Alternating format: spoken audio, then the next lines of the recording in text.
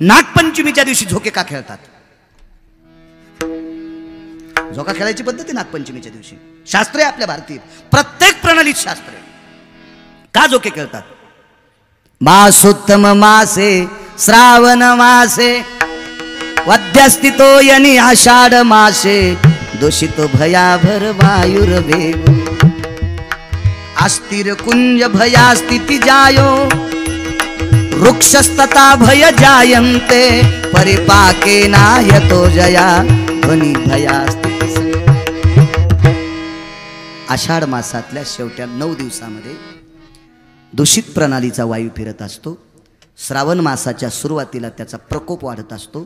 त्याचा प्रकोप वाढल्याच्या नंतर अस्थिवर अटॅक शब्द इंग्रजी नाही का, अस्थिवर प्रघात करत असतो. आणि त्या अस्थिवर प्रघात झाल्याच्या नंतर या अस्थि हलणारा जो लिक्विड असेल, जे मधलं जेल असेल, मधलं पाणी असेल, काय कॅल्शियम असेल, हे मठ्ठ होत असतं. म्हणून पंचमीच्या दिवशी झोका खेळल्याच्या नंतर अष्टांग हलत असतात.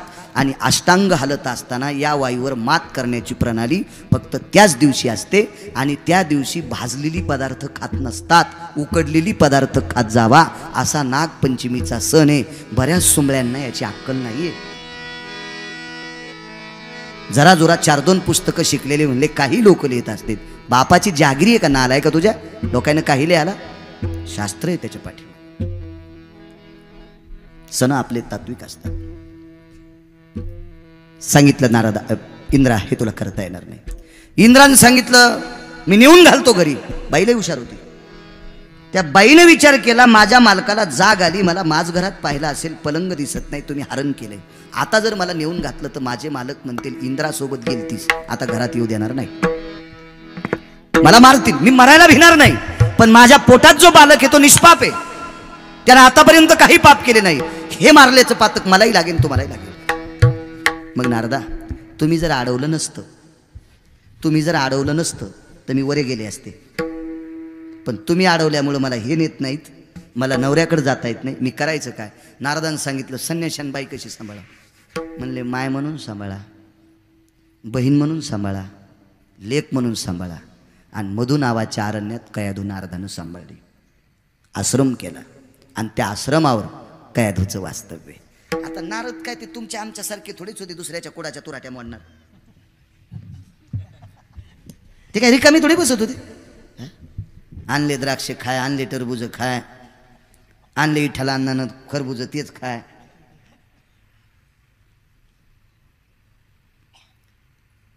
नारदानं 9विधा भक्तीचं सूत्र लिहिलं. आणि 9विधा भक्ती सूत्र ग्रंथ मधु नावाच्या अरण्यात लिहिला रघुनाथ बाबा.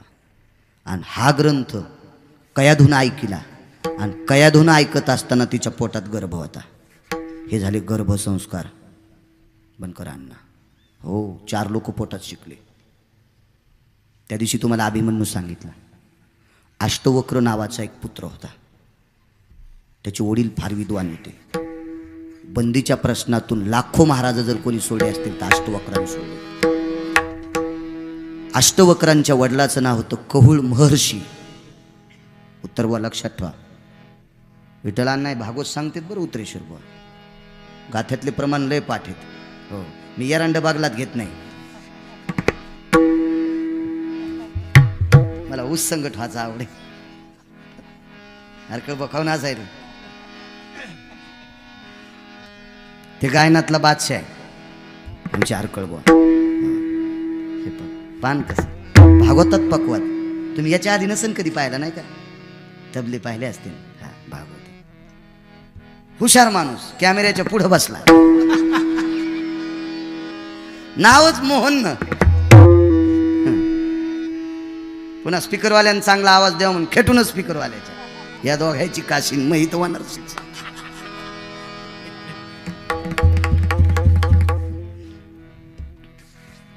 कहुळ महर्षींचा पुत्र ते वेदाध्ययन करायचे. आणि एके दिवशी संध्याकाळी जेवण झालं. वेदाच्या रुच्या पाठ नामनेन तो नामना भयोस्थितो यज्जायते न कृतु भवास्थिता यज्जायते न जज्ञिरे सुदक्काला प्रविष्टतो छंदां छंदन परिभय जातो जास्वतीदा नीलो भया भय परिपाटी मृदो भया भय जायन्ति कृष्णिर्नदिपति सकल सुधा मगदं भय भय जायन्ति. अशा ऋचा म्हणत असताना भेदां परियो परियां भेदो नैवं छिन्नन् निन्मखजायो निन्मखजायो परी तो भेदा. असं म्हणल्याबरोबर आतून आवाज आला परीनो भेदा नैवं ममं भेदां परियो. कालच्या भागवतात मी वेगळं सांगितलं, मला रुच्या पाठीत म्हणून मी सांगेल काय सांगायचं ते. पुन्हा तुम्ही म्हणताल तिथलं युट्यूबला वेगळंच ऐकलं आणि इथलं वेगळं. हा बोटं घालायची नाही. कहुळ महर्षीने विचार केला माझी चूक काढली कोणी. शिवाजी काका बायको म्हणली मी काहीच बोलत नाही, मी नुसतं ऐकायला लागले, हे पोटातलं बोलायलंय. थोरे साहेब कहुळ महर्षीनं विचार करायला पाहिजे होता. आपल्या बायकोच्या पोटातलं बालक आपली चूक काढतंय त्यावर ते आपला मुलगा किती विद्वान आहे. पण म्हाताऱ्याला राग आला आणि म्हाताऱ्यानं शाप दिला माईच्या पोटात हेच तो बापाची चूक काढायलास तू 8 जाग्यावर वाकडा होशील. ते पोरग जन्माला आल्यावर 8 जाग्यावर वाकडं झालं, नाव ठेवलं अष्टवक्र. 71 प्रश्न आहेत महाभारतामध्ये आणि बंदीचे प्रश्न वेगळे. त्यांनी महाराज बोलवायचे. जगात हे आवडत नाही असा माणूसच नाही. ऐसा कोणी दावा हे जया नावडे. एवढे पैसे देतो या प्रश्नाचं उत्तर द्या, नाही दिलं तर बंदीत. लाखो महाराज बंदीत. आणि कालांतराने एके दिवशी हा अष्टवक्र वाकलेला रांगत रांगत चालता येत नव्हतं ना, गेले. तर अष्टवक्र रस्त्याने चलत असताना गुमास्त्यानं पाहिलं तर अष्टवक्राला ऊन लागू नये म्हणून सूर्य ढगाच्या आडंगी गेलता. तर गुमास्त्याने प्रधानाला सांगितलं, प्रधानाने राजाला सांगितलं राजे साहेब 8 जाग्यावर वाकलेला एक व्यक्ती आपल्या नगरीत यायलाय तुबे महाराज, आणि त्याच्या डोक्यावर सूर्यानं छत्र धरलंय. राजाने उचलून नेला. ह्योच प्रश्न विचारणारा कोण आपण. मी अष्टवक्र आहे. काय देऊ. काहीच देऊ नका. जे महाराज बंदी शाळेत टाकलेत हे मोकळे करा. तर राजा म्हणला महाराज ह्या अशा गप्पा हाणू नका, आपल्या प्रश्नाचे उत्तर द्या आणि मग महाराज बंदीतून सुटतील. विचार काय विचारायचे तर. राजाने प्रश्न विचारला आणि प्रश्नाचं शेवटचं अक्षर पडतंय की उत्तर नामनेन मुग्धा मुग्धे तो नामने. खटकन उत्तर, काय विषय नाही. खडाखट उत्तर दिले. गुमास्त्याला सांगितलं बंदी शाळेचं किलूक तोडा, महाराज मुक्त करा. उघड किलूक, महाराज मुक्त केले. राजा दारात उभा होता. आम्हाला कोणाच्या आज्ञेहून सोडे. महाराजाने विचार केला इतक्या वर्ष आपण बंदीत बसलोत, पण या साधूनं आपल्याला सोडे, या साधूचं दर्शन घेऊ द्या. पण त्या अष्टवक्र नावाच्या साधूनं विठ्ठलांना असा शब्द वापरला, पाया पडू देतो पण नाव सांग जा. पाया पडू देतो, नाव सांग जा. नाव ऐकायचं आणि पाया पडू द्यायचं. एका व्यक्तीचं नाव ऐकलं, पाया पडू दिलं. त्या व्यक्तीची पत्नी मागं होती. नाव काय. आमकं नाव. उंच आसनावर बसेल तर आसनावर उडी टाकली, त्या बाईचे पाय धरले. सगळे महाराज बघू लागले. आपल्याला सगळ्याला पाया पडू दिलं, ह्या बाईच्या नवऱ्याला पाया पडू दिलं, पण ह्या बाईला नाही पाया पडू दिलं. बाई कोण असेल. अष्टवक्राची आई होती. आई होती.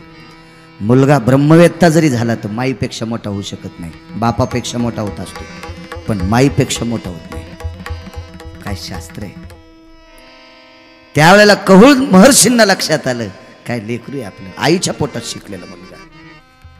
म्हणून आपल्याकडे गर्भसंस्कार करत असतात. मी बोलून गेलो एके दिवशी, गरोदर स्त्रीनं चांगलं वाचा, चांगलं ऐका. ह्या टीव्हीवर घाणेरडी गाणी पाहू नका पोटात बालक असल्याच्या नंतर. सुविधा काळ घोडे चांगल्या मालिका आहेत. महाभारत आहे, रामायण आहे, प्रवचन आहेत, कीर्तन आहेत, व्याख्यान आहेत. ऐकत जा.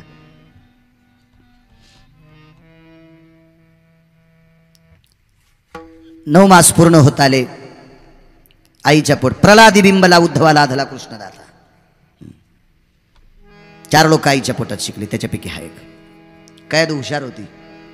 कैदूनं सांगितलं स्वामी म्हणजे नारदांना, मला बाळांतपणासाठी एखादी स्त्री असावा. देवयक्ष गंधर्वाची आजी आणली. नारदानं देवयक्ष नावाचा गंधर्व, हा नारदावर अतूट प्रेम करणारा गंधर्व होता. या गंधर्वाची आजी बाळांतपण करण्यासाठी खाली आणली.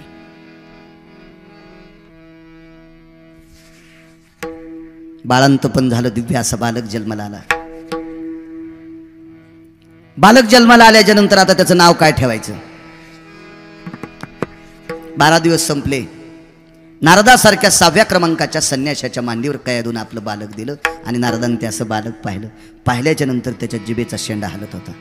परा पश्यंती मध्यमा वैखरी. 4 वाण्या आहेत माणसाला. परा नावाच्या वाणीनं भगवंताचं चिंतन करीत होता. नाम प्रल्हाद ठेवी रे, नाम प्रल्हाद ठेवी रे. पराविया वाणी घोकितसे नाम, पराविया वाणी घोकितसे नाम. परा नावाच्या वाणीनं भगवंताचं चिंतन करीत होता म्हणून प्रल्हाद नाव ठेवलं. परीक्षिती नाव का ठेवलं तुम्ही ऐकलं त्या दिवशी? प्रल्हाद नाव याच्या करता आनंद. म्हातारीनं सांगितलं येऊन या. मला शास्त्राधार सापडला नाही, मला वेदाधार सापडला नाही, मला पुराणाधार सापडला नाही, पण एका चांगल्या मी मानणाऱ्या 6 लोकांपैकी एकाचं वाक्य सांगतो. आकाशामध्ये आपल्या लहानपणी 4 चांदण्या म्हणजे बाजेचे खाटेचे 4 माचवे आणि त्याच्या बाजूला एक चांदणी, झोपलेल्या माथारीचं डोकं, तिथे एक चांदणी, माथारीचं द्रव्याचं गठुडं आणि पलीकडून 3 चांदण्या. हे चोर आले असे आपले आजोबा पंजोबा म्हणायचे. ते माथारीचं खाटलं, ते माथारीचं खाटलं. थोरे साहेब असं म्हणायचे बरं त्या काळात. तर ही जी बाज होती का, ज्या बाजेवर प्रल्हादाला पोटात घेऊन ज्या बाजेवर एका साधूला जन्म देणारी आई पतिव्रता झोपली, तिच्या स्पर्शाने पुनीत झालेली बाज देवयक्ष नावाच्या गंधर्वाच्या आजीला गंधर्व लोकात ती बाज आहे. म्हणून माथारीचं खाटलं म्हणतात. वाक्य नीट ऐका. मला शास्त्राधार पुराणाधार वेदाधार सापडलेला नाही. चांगल्या माणसांचं वाक्य. माना न माना, मी मानतो. माझा विश्वास त्या व्यक्तीवर आहे. कैदूला सांगितलं आईसाहेब चला मी नेऊन घालतो. कैदूच्या डोळ्यातून पाणी आलं. सांगितलं देवर्षी मालक मारतील. नाही मारित, मी साधू आहे. निष्ठेनं भजन करणाऱ्या लोकांवर प्रत्येकाचा विश्वास आहे.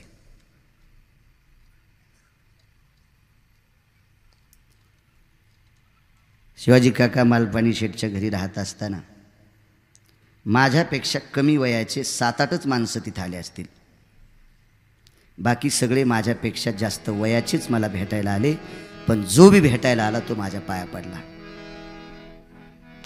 ताकद कशाची माहिती? फक्त भजनाची. नारद भजन करत होते म्हणून राक्षसाच्या घरी पण किंमत होती. नारद तिथं गेल्याच्या नंतर हिरण्यकश्यपूने प्रणाम केला. काय कोण कयादू? नेत होता इंद्र पण मी अडवली माझ्या आश्रमावर. विश्वास आहे.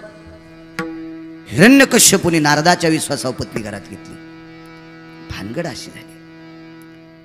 आईच्या पोटात असताना 9विधा भक्तीचं सूत्र शिकलेला प्रल्हाद उपजताच नारायण नारायण लागला. आणि त्याच्या वडिलाला भजन आवडत नाही. वडील पाकिस्तानी, पोरग हिंदुस्थानी. ही सगळी अडचणच झाली. नाव घेऊन दी देवाचे हे ब्रीद हिरण्यकश्यपूचे. दौनी पिटवली. कोणी जर भजन केलं तर खबरदार, फासाव देईन, सुलाव देईन, पाण्यात टाकीन, कडेलोट करीन. ऐकणं प्रल्हाद शाळेत घातला. श्लोक काढून ठेवा. बर ठीक आहे. शिकवायला षण्ण आणि अमर्क नावाचे 2 शिक्षक होते. हे ऊर्जस्वतीचे मुलं होते. त्यांच्या आईचं नाव होतं ऊर्जस्वती. मुलीचं नाव ऊर्जस्वती ठेवीत जा. हो.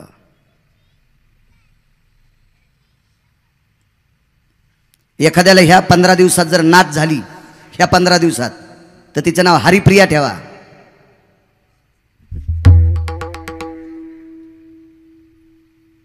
फार मोठी ताकद असते नावामध्ये. अहो नावावर जग चाललंय. नावावरच जग चाललंय. सगळ्यांची नाव पाठ नाहीत मला. क्विंटलभर साखर सांगितली, पैसे नाही. कोण पाठीलं? बनकर अण्णानं. येऊन जा. कोण पाठीलं? विठ्ठल अण्णानं. कोण पाठीलं? डिक्की नानानं. कोण पाठीलं? चांडक शेठ. कोण पाठीलं? मालपाणी शेठ. कोण पाठीलं? थोरे साहेबांनी. 20 क्विंटल नाही. कोणी पाठीलं?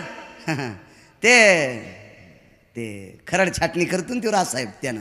हा का पैसे देईन? यायचे नाव ऐकलं.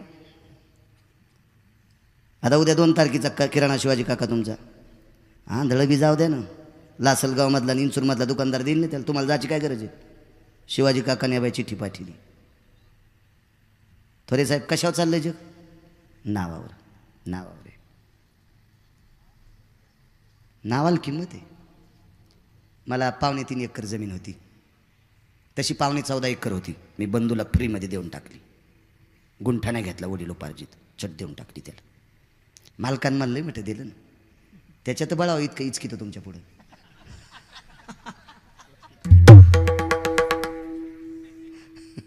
ज्याच्या नशिबाचा जोर त्याचा कुंदा खांदी चोर. 3.25 एकर जमीन घेतली. एक जणाला वाहल दिली. आमच्या शेतात आऊत नेलं. वखर म्हणतात का आऊत तुमच्याकडे?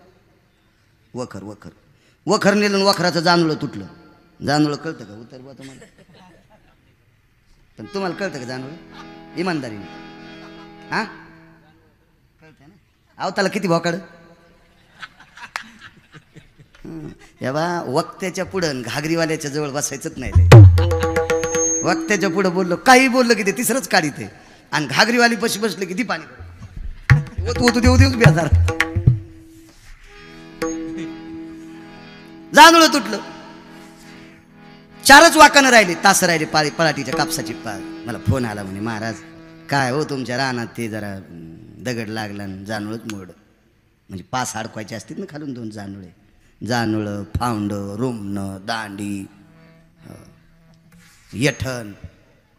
येठणं 2. अर्ध्यात एक असा मणी असतोय. मण्याच्या पुढच्या येठणाला काय म्हणतात आणि मागच्याला काय म्हणतात? काय झालं मोहन बुवा? सांग का काय म्हणतात मागच्याला? तर ह्या पुढे येत नाही तर सांगितलं असतं. मागच्या येठणाला नाव जरा खराब आहे. ऐकायला जरा बेकार वाटते. ते म्हणत नाहीत. चला असू दे जाऊ द्या. माणसाला ऐकायचं असेल तर मग बागत सुटल्या सांगतो. ह्या ऐकायला बरं वाटतं. पुन्हा म्हणते मेल्याला यूज की तुम्हा म्हणून इतकं बोलायची काय गरज आहे असं म्हणते पुन्हा. जानूळ तुटला. गड्याचा फोन आला. अरे म्हणलं शेजारी अण्णासाहेबाची जमीन आहे. 150 एकर जमीन त्या माणसाला. त्याला आऊत मागणं. आता ते माणूस असला होता त्याच्या ऊसाकडे कोणी नुसतं पाहिलं तर ऊसानंच हानीत होता. आऊत देतोय तो. ते म्हणलं हे काय काय काय चलो इकडं. ते म्हणला ऐकाय की काय नाही भागवत सांगायला का? होय बरं होय. ते म्हणला ते बोलू दे नो म्हातार. म्हणलं तू त्याच्या गड्याकडे जाय आणि गड्याला म्हण बाळू महाराजांनी माणूस पाठीलाय. गडी गेला म्हणजे बाळू महाराजांना. बरोबर बरं कोण हे? तो मोगाच बॉम्ब लायचं ना. तू पाहस म्हातार म्हणायचं गिनायचं काय नाही. भाषाच कडक ना आमची गडी. काय काम आहे? काय काय काय काय नाही. हे तुमच्या शेजारी नाही का ती 3.25 एकर बाळू महाराजाची जमीन आणि पाटाभर पाळी घालायची राहिली. वखराचं जानूळ मोड. बरं बरं बरं बरं मग तुमचं वखर द्या. येडपटेच खरे. आमचं वखर तू या बैलावर जमतं का? आता यायचं वखर उच बैलावर भरलेलं शेवकरळ होत असतं ना. लय गाड्याला शेवकरळ कळणं आणि 12 महिन्याचे पैसे नगदीच. काशीच मालकाची काशीच. आणि पुन्हा काही म्हणल्यावर संपलं. पैसे पुन्हा पाडवा आल्यावर देईल. हो हिसाब झालं पाहू म्हणजे यानंच शेतकरी कदरले. पण पुन्हा एकदा सांगतो 8च वर्ष दमदारा. हो राजा असताल राजा. बर मग एक काम कर, तुझे बैल आहेत बुटे, आमचे बैल आहेत उच. आमचा आऊत तू ह्या बैलावर शेवकरळ होईल. त्याच्यापेक्षा बैल आमचीच नाही, आऊत आमचंच नाही, येठण पास आमचीच नाही. हे म्हणलं तुमच्या बैलाला मका लागते, आमचीच कापून नाही. आणि यानं 2 वाघारी पाळलेल्या होत्या. 60भर मका नेली बैलाच्या निमित्तानं. हप्ताभर याच्या वाघारीला मका तिथलीच. हो कोणाच्या नावावर आऊत भेटलं? जो गिरगावचा बाळ्या देवाचं नाव घेतो तर त्याच्या नावावर आऊत बैला सगट भेटते. ही माझ्या नावात इतकी ताकद येते, ह्या मालकाच्या नावात किती ताकद असेल. नाव चांगली, चांगलं वागलं पाहिजे नावानं. अरे ज्ञातीपणे नाव. हो ऊर्जस्वतीचे पुत्र शुक्राचार्यांची मुलं षण्णामर्क शाळेत घातले. हे काय मिळणे, मास्तरायलाच भजने केलं. हे प्रल्हाद इतका असा भक्तीनं मर्मज्ञ झाला. भक्तीचं करण इतकं होतं, मास्तरानं कान पिळल्याबरोबरच कानातून हातात करण, हातातून हृदयात करण. आणि मास्तरच म्हणू लागले नारायण नारायण नारायण श्रीमन नारायण नारायण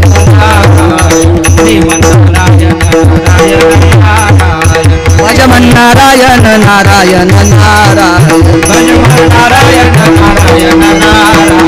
श्रीमन नारायण नारायण नारायण. वाटेल ते प्रयत्न केलं जमत नाही. राग आला. प्रल्हादाला मारण्यासाठी वेगात सांगतो, वेळ संपत आलाय, 9:30 वाजले. प्रल्हादाला मारण्यासाठी हिरण्यकश्यपूनी बरीच प्रयोग केली.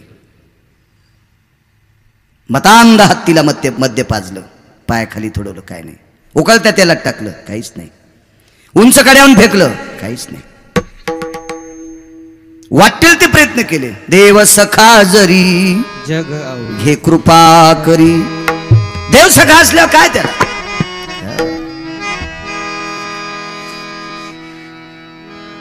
मग बेचैन झाला तो, बेचैन. त्याच्याकडे एक पाहुणी आली. त्या पाहुणीचं नाव होतं श्विका. हिनं सांगितलं तुम्ही राजन खराब कस काय झालात? सगळं चांगलंय, पोट्ट खराब आहे म्हणे. इतकं चांगलंय म्हणे, माझ्या राज्यातलं कुत्र सुद्धा मला बघून अशी शेपूट हालीत नाही, अशी हालीत आहे. म्हणजे कुत्र सुद्धा मला आडवं जात अशी शेपूट हालीत आहे, अशी अशी हालीत नाही. इतकं वचप आहे म्हणलं माझी राज्यावर, पण पोट्ट खराब आहे. ते म्हणले मारा ना. मग ते म्हणलं लय प्रयत्न केला पण मरतच नाही. मी मारते म्हणजे. धुरुडा नावाचा सण तुमच्याकडे असेल ना? ना धुरुडा आहे सर. धुलिवंदन धुरुडाच. नाही काय नाही, काय नाही, धुरुडाच. मी काय गांजा उडून आलोय, माझ्या गोळ्या संपल्या. मी म्हणतो तेच खरं. अहो धुलिवंदन कशाला म्हणायचं? लागी लगन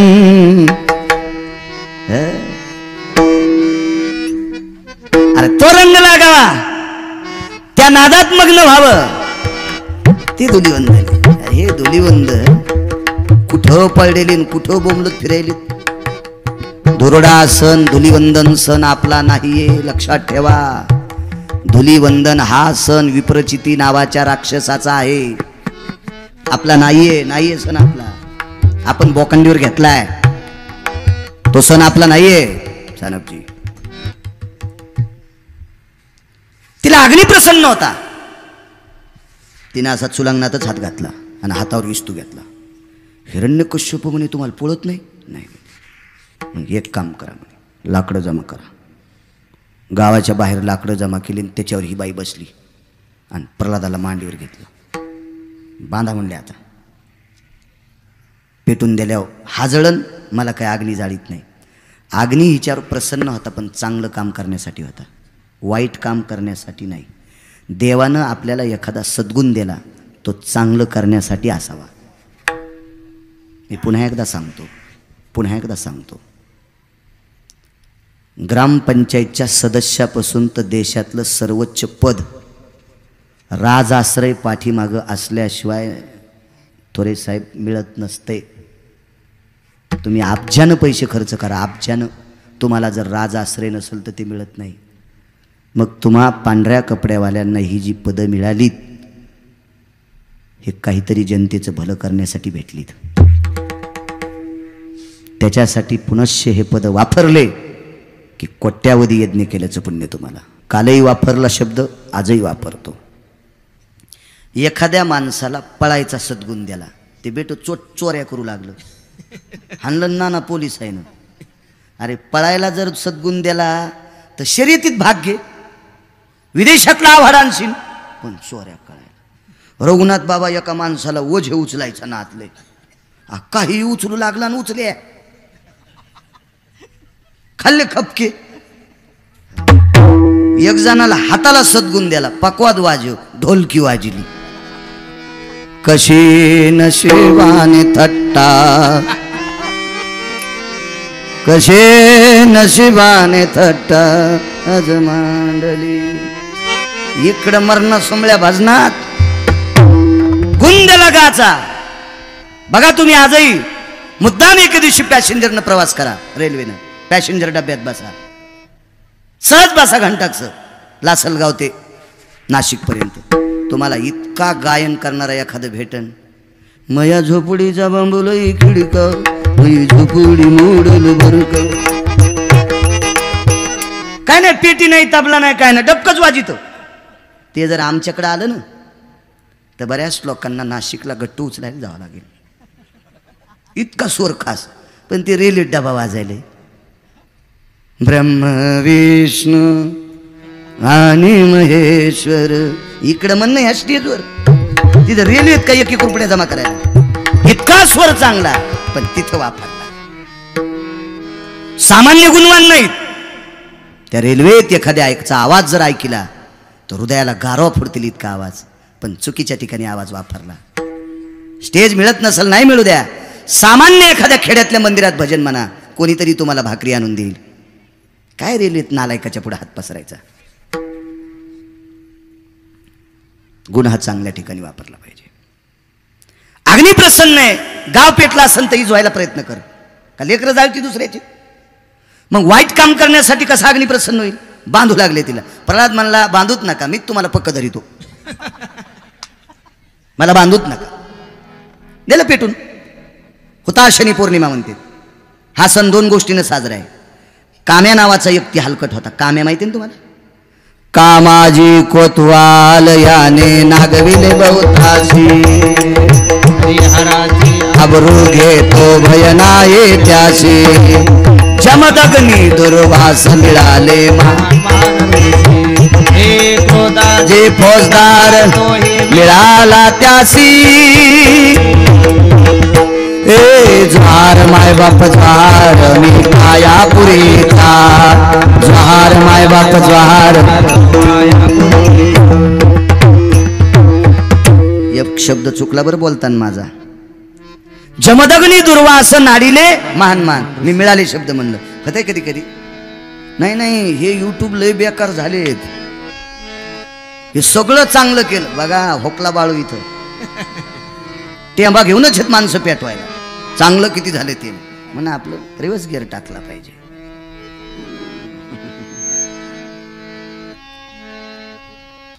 इतका काम खराब. माझ्या शिवशंकरावर फुल टाकलं, लाल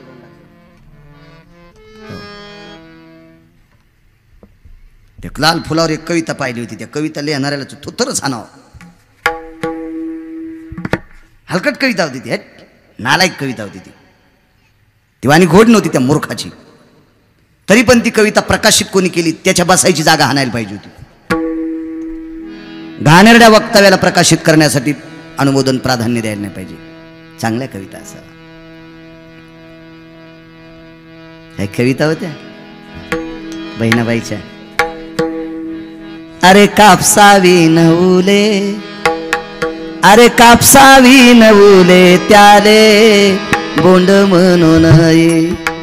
हरिनामाविन बोले त्याले तोंड म्हणून हरिनामाविन बोले त्याले तोंड म्हणून दुधावर आली बुरी तिले साय म्हणून निजवे ते भूके पोटी तिले माय म्हणून. काय कविता होत्या सुंदर. असो घेतलं मांडीवर पेटून दिलं. त्या कामाने शंकराला फूल मारलं. भगवान शिवजीनं हा काम होळीच्या दिवशी जाळला म्हणून तिला हुताशनी पौर्णिमा म्हणतात. काम जाळला त्या दिवशी. ही शिहिका नावाची रक्ताच्या नात्यातली हिरण्यकश्यपूच्या होती. प्रल्हादाच्या रक्ताच्या नात्यातली होती. पेटून दिलं. सांगितलं राजा घरी जा. अंगाला अग्नी त्रास देत असताना ओरडू लागली. ओरडल्यावर राक्षस आले असते इझिला असतो म्हणून असं पक्क तोंड दाबलं. प्रल्हादाने जळूस तर उघडत नाही. राख झाली राख. आणि सकाळी हिरण्यकश्यपू तिथं आला तर भक्ताचा स्पर्श झाल्यामुळं राक्षसीन होती पण देवी झाली. म्हणून होळीची माती अंगाला लाईत असतात. होळीच्या दिवशी हुताशनी पौर्णिमेच्या दिवशी पेटवलेल्या अग्नीची राख अंगाला लावली की वर्षभर त्वचेचे विकार होत नाहीत. होळीच्या दिवशी खोबरं असतं ना नारळाचं काळ्या पाठीचं उलटं भाजायचं. पांढरा भाग इस्तवर ठेवायचा. थोडंफार खरपूस भाजलं पाहिजे आणि ते खोबरं सगळ्या लेकरांना चावायला द्यायचं. वर्षभर खरूज होत नाही. त्या अग्नीमध्ये एक तत्व असते. त्या दिवशी तत्व असते. याला शास्त्र कारणीभूत आहे. आयुर्वेद कारणीभूत आहे त्याला. हो पण आपल्याला घरच्याचा इटन शेजाऱ्याचा भांग नीट. हो आपण दुसरं बोकंडीवर घेतलं दुसरं. हो आपलं आवडत नाही आपल्याला. फार मोठी ताकद. त्या हुताशनी पौर्णिमेच्या दिवशी कणकीचे ढेकणं करतात. कणकीच्या पाली करतात. कणकीचे इंचू करतात आणि ते कणकीचे त्याच्यामध्ये टाकून द्यायचे. आमच्या घरामध्ये हे जगदंबे पाली इंचू असे बारीक बारीक उपद्रव करणारे जीव होऊ देऊ नको. जगदंबा म्हणून तिला कोणी अंधश्रद्धा माना काय माना पण त्याच्या पाठीमागं शास्त्र आहे. पीठ आणि मीठ टाकतात त्याच्यात. हुताशनी पौर्णिमेला ऋतुबदलाचा काल असतो आणि प्रत्येक ऋतुबदलावर माणसं आजारी होत असतात. उन्हाळ्याच्या आणि हिवाळ्याच्या जोडावर आजारी पडतात. उन्हाळ्याच्या आणि पावसाळ्याच्या जोडावर आजारी पडतात. पावसाळ्याच्या आणि हिवाळ्याच्या जोडावर आजारी पडतात. ऋतुबदल असला की मग हा ऋतू आहे. तिथून पुढे थंडी संपत असती. उष्ण वाढत असते. हो दिवाळीच्या पहिल्या पाण्याच्या दिवशी गावात थंडी येत असती तर हुताशनी पौर्णिमेच्या दिवशी गावातली थंडी बाहेर जात असती. ऋतुबदल असतो म्हणून त्या दिवशी मीठ आणि पीठ त्या इस्तवात टाकून त्याचा धूर आपण त्याला प्रदक्षिणा करायच्या. सुष्मीकरण होत असते. पूर्वीच्या काळात सर्दी झालेल्या माणसं संध्याकाळी जेवण झाल्याच्या नंतर विस्तवावर कठाणाचं पीठ टाकायचे म्हणजे हरभऱ्याचं पीठ टाकायचे आणि तोंडाला थोडंसं तेल लावायचे आणि ते धूर घ्यायचे. काही गोळ्या औषधं नव्हते. यानं सर्दी गायब. इतकं गोड होतं. शास्त्र आहे त्याच्या पाठीमागं. म्हणून ती हुताशनी पौर्णिमा. मुलं त्या दिवशी गौऱ्या आणत होते. जी बाई गौऱ्या देत नव्हती तिला शिव्या देत होते. जो माणूस गौऱ्या देत नव्हता त्याला शिव्या देत होते. माणसं आता बी शिव्या द्यायलेत. त्यावेळेला अग्नीची पूजा मुलांना करायची होती. हे अग्नी नारायणा प्रदाला जाळू नको म्हणून अग्नीची पूजा. आता शिव्या द्यायचं कामच नाही. मला 250 त्या पण शिव्या पाठ्याता त्या शिमग्याच्या दिवशी देते त्या. मी अजून नाही दिल्या. लहानपणी ऐकलेल्या आहेत फक्त. अग्नीची पूजा केली. हे अग्नी नारायणा प्रदाला जाळू नकोस. प्रल्हाद कसा जळन. अंगाला ती राख लावली. हिरण्यकश्यप प्रल्हाद शिहिकाबाई त्या पहिल्या एसटीन गेल्या. त्याला म्हणलं बाबा निफाडला जाते तुम्हाला लुगडं आणतील पण त्या नाही थांबल्या. हाल्टिंग गाडीनच गेल्या. मारो आली भक्ता शिव पुढचं आठवण मारण्यासाठी आली प्रल्हादाला. स्वतः मेली. स्वतः मेली. दुःख वाटलं प्रल्हादाला. दुसरं कारण सांगू. धोरोडा कोणाचा सण आहे. 2 मिनिटात घेऊ का 2 मिनिटं नाना. हो हिप्रचिती नावाच्या राक्षसाची पत्नी शिहिका हुताशनी पौर्णिमेच्या दिवशी जळून मेली. ती मेली तिच्या माहेरात. हे तिथं आला आणि हिरण्यकश्यपूला म्हणला माझी मंडळी मेलीच कशी. जवाब द्या. उत्तर द्या. मेलीच कशी. इतका धिंगाणा घातला. इतका धिंगाणा घातला. होळीच्या दुसऱ्या दिवशी सकाळी त्याला आपण काय म्हणतो? धुलीवंदन, धुरुडा. तो शांत बसावा म्हणून दारूचा रांजून दिला आणि मांसाचा ढिगल घातला. त्यानं बायको मेल्याचं दुःख विसरावा म्हणून दारू पिली, मांस खाल्लं. त्याची होळीच्या दिवशी बायको मेलती म्हणून त्यानं दुसऱ्या दिवशी दारू पिली. आता धुरुडा साजरा करणाऱ्याची होळीच्या दिवशी कोण मेली? रान्नानं पिणं, पण धुरुड्याच्या दिवशी काऊन प्याला? अहो सण बदनाम करणं ना, त्या सणाला बदनाम का करायला? भारतीय संस्कृतीचा धुलीवंदन येते, अंगाला राख लावायची, रंग खेळायचा आहे. ह्याचे काही मांसाहार नाही. तो सण विप्रचिती नावाच्या राक्षसाचा आहे, तो आपण डोक्यावर घेतलाय. चला, प्रल्हादाला विचारलं, का रे म्हणे, कुठे तुझा देव? कुठे? खांबावरी लात मारेली दुर्जनी, खळेल लात मारली, कडकड कडकड कडकड केलं, खांब कडला आणि त्याच्या रूप प्रगट. नरसिंह भगवान की रूप प्रगट झालं. बघा त्रिपुटी कशी आहे. डोकं शिवाचं आहे, शरीर माणसाचं आहे, अन्न हाता अस्वलाचे. जगात एकही विज्ञानवादी माणूस नाही असं रूप जन्माला आले. डोकं शिवाचं, शरीर माणसाचं, हाता अस्वलाचे. करता येतं असं कोणाला? तयार झाले. सूर्यास्त झाला. सूर्यास्त झाल्याच्या नंतर 16 मिनिटं अंधार पडत नाही, कारण सूर्यनारायणाचे किरण या धुळीच्या रचकणात मिसळलेले असतात. म्हणून 16 मिनिटं अंधार पडत नाही. सूर्याकडे बघितलं तर सूर्य दिसत नाही, म्हणजे दिवस म्हणावं तर सूर्य दिसत नाही आणि रात्र म्हणावं तर प्रकाश आहे. दिवस म्हणावं तर सूर्य दिसत नाही आणि रात्र म्हणावं तर प्रकाश आहे. त्याला संधी प्रकाश म्हणतात. रात्रही नाही दिवस नाही. चौकटीत घेतलं त्याला जुन्या भाषेत उंबरा म्हणतात. घरातही नाही, दारातही नाही. वरदान होतं ना. चला, विचारलं मी माणूस आहे का? हिरण्यकश्यप म्हणला माणूस म्हणावं तर डोकं शिवाचे आणि पशु म्हणावं तर शरीर माणसाचे. मग माणूस नाही आणि शुंहही नाही, आपलं पशु नाही. चला, शेवटचा मुद्दा. मधले 9 मुद्दे सोडून द्या आता, पुन्हा कधी राहू देऊ नाही. सजीवानं मरण नाही, निर्जीवानं मरण नाही. सांगा मला मुद्दा. माणसाला जी नख येतात ती सजीव आहेत का निर्जीव आहेत? सजीव म्हणावा तर कापल्या दुखत नाहीत आणि निर्जीव म्हणावा तर वाढतील. मग सजीव नाहीत आणि निर्जीव नाहीत. मग सजीवानंही मरण नव्हतं, निर्जीवानं मरण नव्हतं. करू का सुरू? करा म्हणजे सुरू. फायडा ज्याची जीभ देवाचं नाव घेत नाही ती सर्पिणी. नामाविन मुख सर्पाचे ते बिळ, जुहा नव्हे काळ सर्प आहे. मग जीभ सर्पिन म्हणल्यावर शरीर अशुद्ध आहे. भगवान नरसिंह परमात्म्याने हाता अस्वलाचे असताना नख ज्या वेळेला पोटात घातले त्यावेळेला ते रक्त अशुद्ध दाह करत होता हाताचा. मग भगवंतानं ती नख औदुंबराच्या पानात रवली. औदुंबर म्हणजे उंबर. तर त्या प्रत्येक उंबराच्या पानावर फोड आली. या उंबराच्या पानाच्या फोडात तत्व आहे. उंबरानं देवाला विचारलं, देवा तुम्ही राक्षसाचं विष आमच्यात टाकले, आमचा काय फायदा? उष्णतेचा प्रकोप झालेल्या व्यक्तीनं तुझ्या पानाच्या वरची आलेली कोंब खाल्ल्याच्या नंतर त्याची उष्णता शमन होईल. आधार द्याला. इतका ऐकू नका, पुन्हा सांगतो. 39 प्रभेद मिळाले, 2 सांगतो फक्त, सगळे नाही. 12 वाजतील, कसं शक्य आहे ते सांगायला. दुसरा मुद्दा, आम्हाला फायदा काय? तर नरसिंह भगवंतानं सांगितलं 4 ब्रह्मवेत्यापैकी 1 ब्रह्मवेत्ता तुझ्यात बसेल, दत्तात्रय. म्हणून औदुंबर दत्तात्रयांनी स्वीकारला. 4था, 8वा आणि 12वा गुरु घातक असतो. पंचांगशास्त्र सांगते, कर्मकांड सांगते.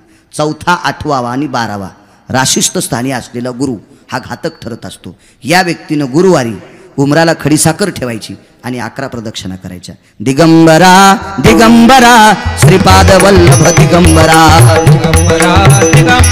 श्रीपाद वल्लभ अवधूत चिंतन श्री गुरुदेव दत्त. उमराला ते अधिष्ठान नितफळ उंबराशी. 3रं वरदान दिलं. जाऊ द्या, 29 पैकी पुन्हा एक सांगतो. सतत फळ तुला येत राहील. हा 3रा. आता पुढे चला, इतक्यांदा हा शांत झाला नाही. म्हणून भगवंतानी आपली नख झटकिली. ती हिवराच्या झाडावर विष पडलं. हिवर माहिती ना? हिवराची दाट सावली सज्जने वाळीली. हिवराची सावली तिला अशी गंडलं येतात. हिवराला फळं येत नाहीत, शेंगा येतात. एक त्याच्या फांदीलाच अशी गंडलं असतात. ज्या सुनेला सासू आवडत नाही त्या सुनेने एके दिवशी सासूला खिचडी आणि भजे करायचे, नाही तर शेवायाचा भात, गावरान तूप आणि दूध टाकायचं. सासूला स्वतः असं पोटभर खाऊ घालायचं आणि झोपायच्या टायमाला हिवराचं गंडल असं दगडावर उघडायचं. एका ग्लासभर दुधामध्ये केशर वगैरे टाकायचं, बदाम वगैरे टाकायचं आणि आत्याला प्यायला द्यायचं आणि सकाळी कपडा आणायला जायचं. ज्या सुनानं सासूला पाजलं त्या सुनाच्या सुनाला गिरगावकर स्वतःहून गंडला आणून देईन बरं का. मग तुमच्या सुनायला मी सांगेल ह्या सासूला मार म्हणून. हिवरामध्ये विष आलं म्हणून हिवरावर विकल्प बसला आणि हाच विकल्प मंत्रेच्या अंगात शिरला आणि याच विकल्पानं 14 वर्ष 27 दिवस पंढरपुरातल्या मालकाला वनवास करावा लागला. इतकं हिवर नसतं. चला पुन्हा विष राहिलं. मोहाच्या पानात विष पानं रुतवले. मोह माहिती आहे ना, मोहाचं झाड. मोहानं सांगितलं देवा आता तुमचं विष शमन झालं, मला काय देता. हिवरानं विचारलं मला काय देता. तुझ्यामुळं रावणानं बंदीत घातलेल्या 33 कोटी देवता तुझ्यामुळं मुक्त होत्या, हिवरामुळं मुक्त झाल्यात. हिवरावर जर विष नसतं तर विकल्प बसायला जागाच नव्हती. विकल्प तिथेच बसला, मंत्रीच्या अंगात शिरला आणि मग मंत्रीच्या अंगातला कैकईच्या अंगात शिरला आणि कैकईने वरदान मागून घेतलं. जष्टादुरी दिगंतरी धारावे, कनिष्ठासी राज्या सुहासनी बैसावे. 2 वरदान मागितले म्हणून राम वनवास आला आणि म्हणून बंदी सुटले. हिवराला ते वरदान. मोहाच्या झाडामध्ये न करू तिल्यात विष कायमचं संपलं. पण मोहाने विचारलं आम्हाला वरदान काय. पितृ पंधरवाड्यामध्ये पक्ष करत असताना मोहाच्या पानाचा द्रोण करतील.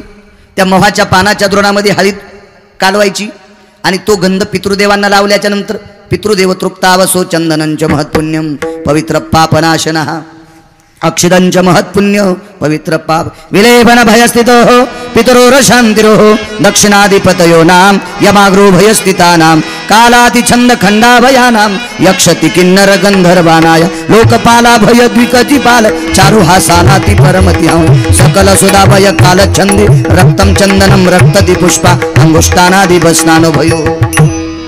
पितराचा विधी असतो. 2-4 वर्ष हेच केलं मी, आता करीत नाही.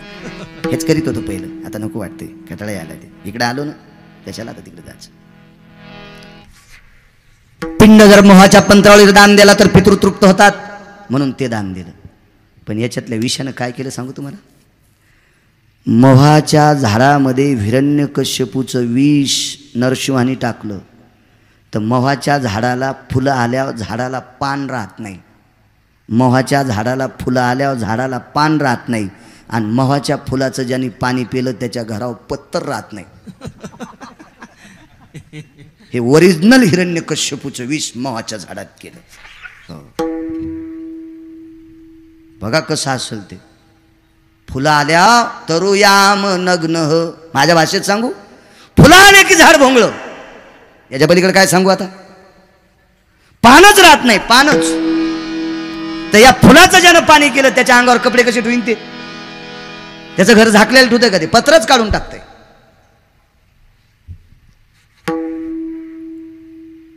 हा नरसिंहाचा अवतार. इति श्रीमन महाभागवते पुराणे सप्तम स्कंधो नरसिंहचरित्रायां प्रह्लादो शुद्ध पुनितो भक्तयो अध्याय. हरये नमः हरये नमः हरये नमः. 5 मिनिटात सांगतो. आज गोरोबा काकांची पुण्यतिथी. फार विरक्त माझे गोरोबा काका. काय गोरोबा काकांचा अभ्यास. गोरोबा काकाचे हात तुटले गेले शपथेमुळं. वैराग्याचा मेरो तो गोरा कुंभार तोडी येले कर आने साठी. चिखल तोडीता तोडीता लेकरू तोडीलं. नवलाची गोष्ट अकस खये बाई कुंभाराने बाळ तुडविले पाये. हसत खेळत बोबडे बोलत नवलाची गोष्ट ऐक सखये बाई कुंभाराने बाळ तुडविले पाये. बाईनं पाहिलं नावाचा धनी भजन बंद का केलं म्हणून चाक फिरवायची काठी घेतली, मारणार. बाईच्या लक्षात आला आपला जीव जातोय. तुम्हाला पांडुरंगाची शपथ हात लावताना बघा, बायकोचं रूपांतर बहिणीत झालं. स्पर्श बंद. आईला सांगितलं, आई मी शपथ घातल्यापासून माझं रूपांतर बहिणीत झालं. बाईनं मालकाला सांगितलं, दुसरी बहीण लग्नाला आलती. गोरोबा काकाच्या सासऱ्याने गोरोबा काकाला दुसरी बायको दिली आणि सासऱ्याच्या पाया पडल्या. सासऱ्याने सांगितलं, जावाई पहिली जसं सांभाळलं तसं हिला सांभाळा, तुम्हाला पांडुरंगाची शपथ आहे. बायका दोन आणि मालक संन्याशी. हातात लावायचं ना, स्पर्शत नाही. काय करा, शेजारी शहाणी होती. लय काय काय शेजारनी शहाण्या. तुम्ही शेतात राहतात म्हणून बरं आहे, ज्या ज्या गावात राहतात त्या शेजारणीला शिकितात. हो, दुसऱ्याच्या सुनाला शिकणारी तुम्ही 6 जणी उठा. दुसऱ्याच्या सुनाला लावून उठा उठा उठा, तुम्ही उठा. काय नाही काका ओळखीचे आहेत माझ्या, काय ताण नाही, उठा उठा. झोपीत जाळताना तशा लोकांच्या सुनाला शिकित आणतं. त्याला वाटलं खरंच कळतं का नाही. हो, त्याला वाटलं महाराजाला खरंच कळतं का नाही. नाही कळत. लोकांच्या सुनाला काही शिकव जा नका, चांगलं शिकवी जा. एका बाईनं सांगितलं, लय देवलास नाही का तुमचा, बाटवान त्याची शपथ. दोघी बाजूला निद्रा केल्या. हुताशनी पौर्णिमेच्या दिवशी नारळाचा तुकडा उलटा भाजायचा. उलटा, काळ्या पाठीकून नाही, पांढऱ्या पाठीकून.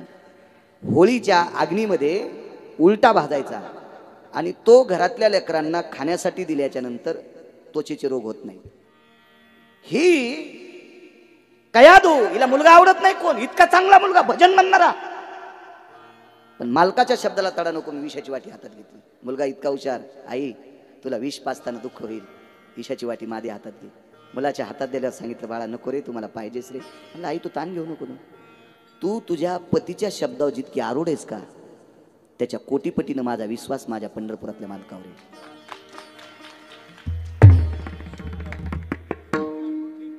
हो, क्या बात हुआ. पुन्हा 10 मिनिटं आगाव भागवत आता, ताण घेऊन.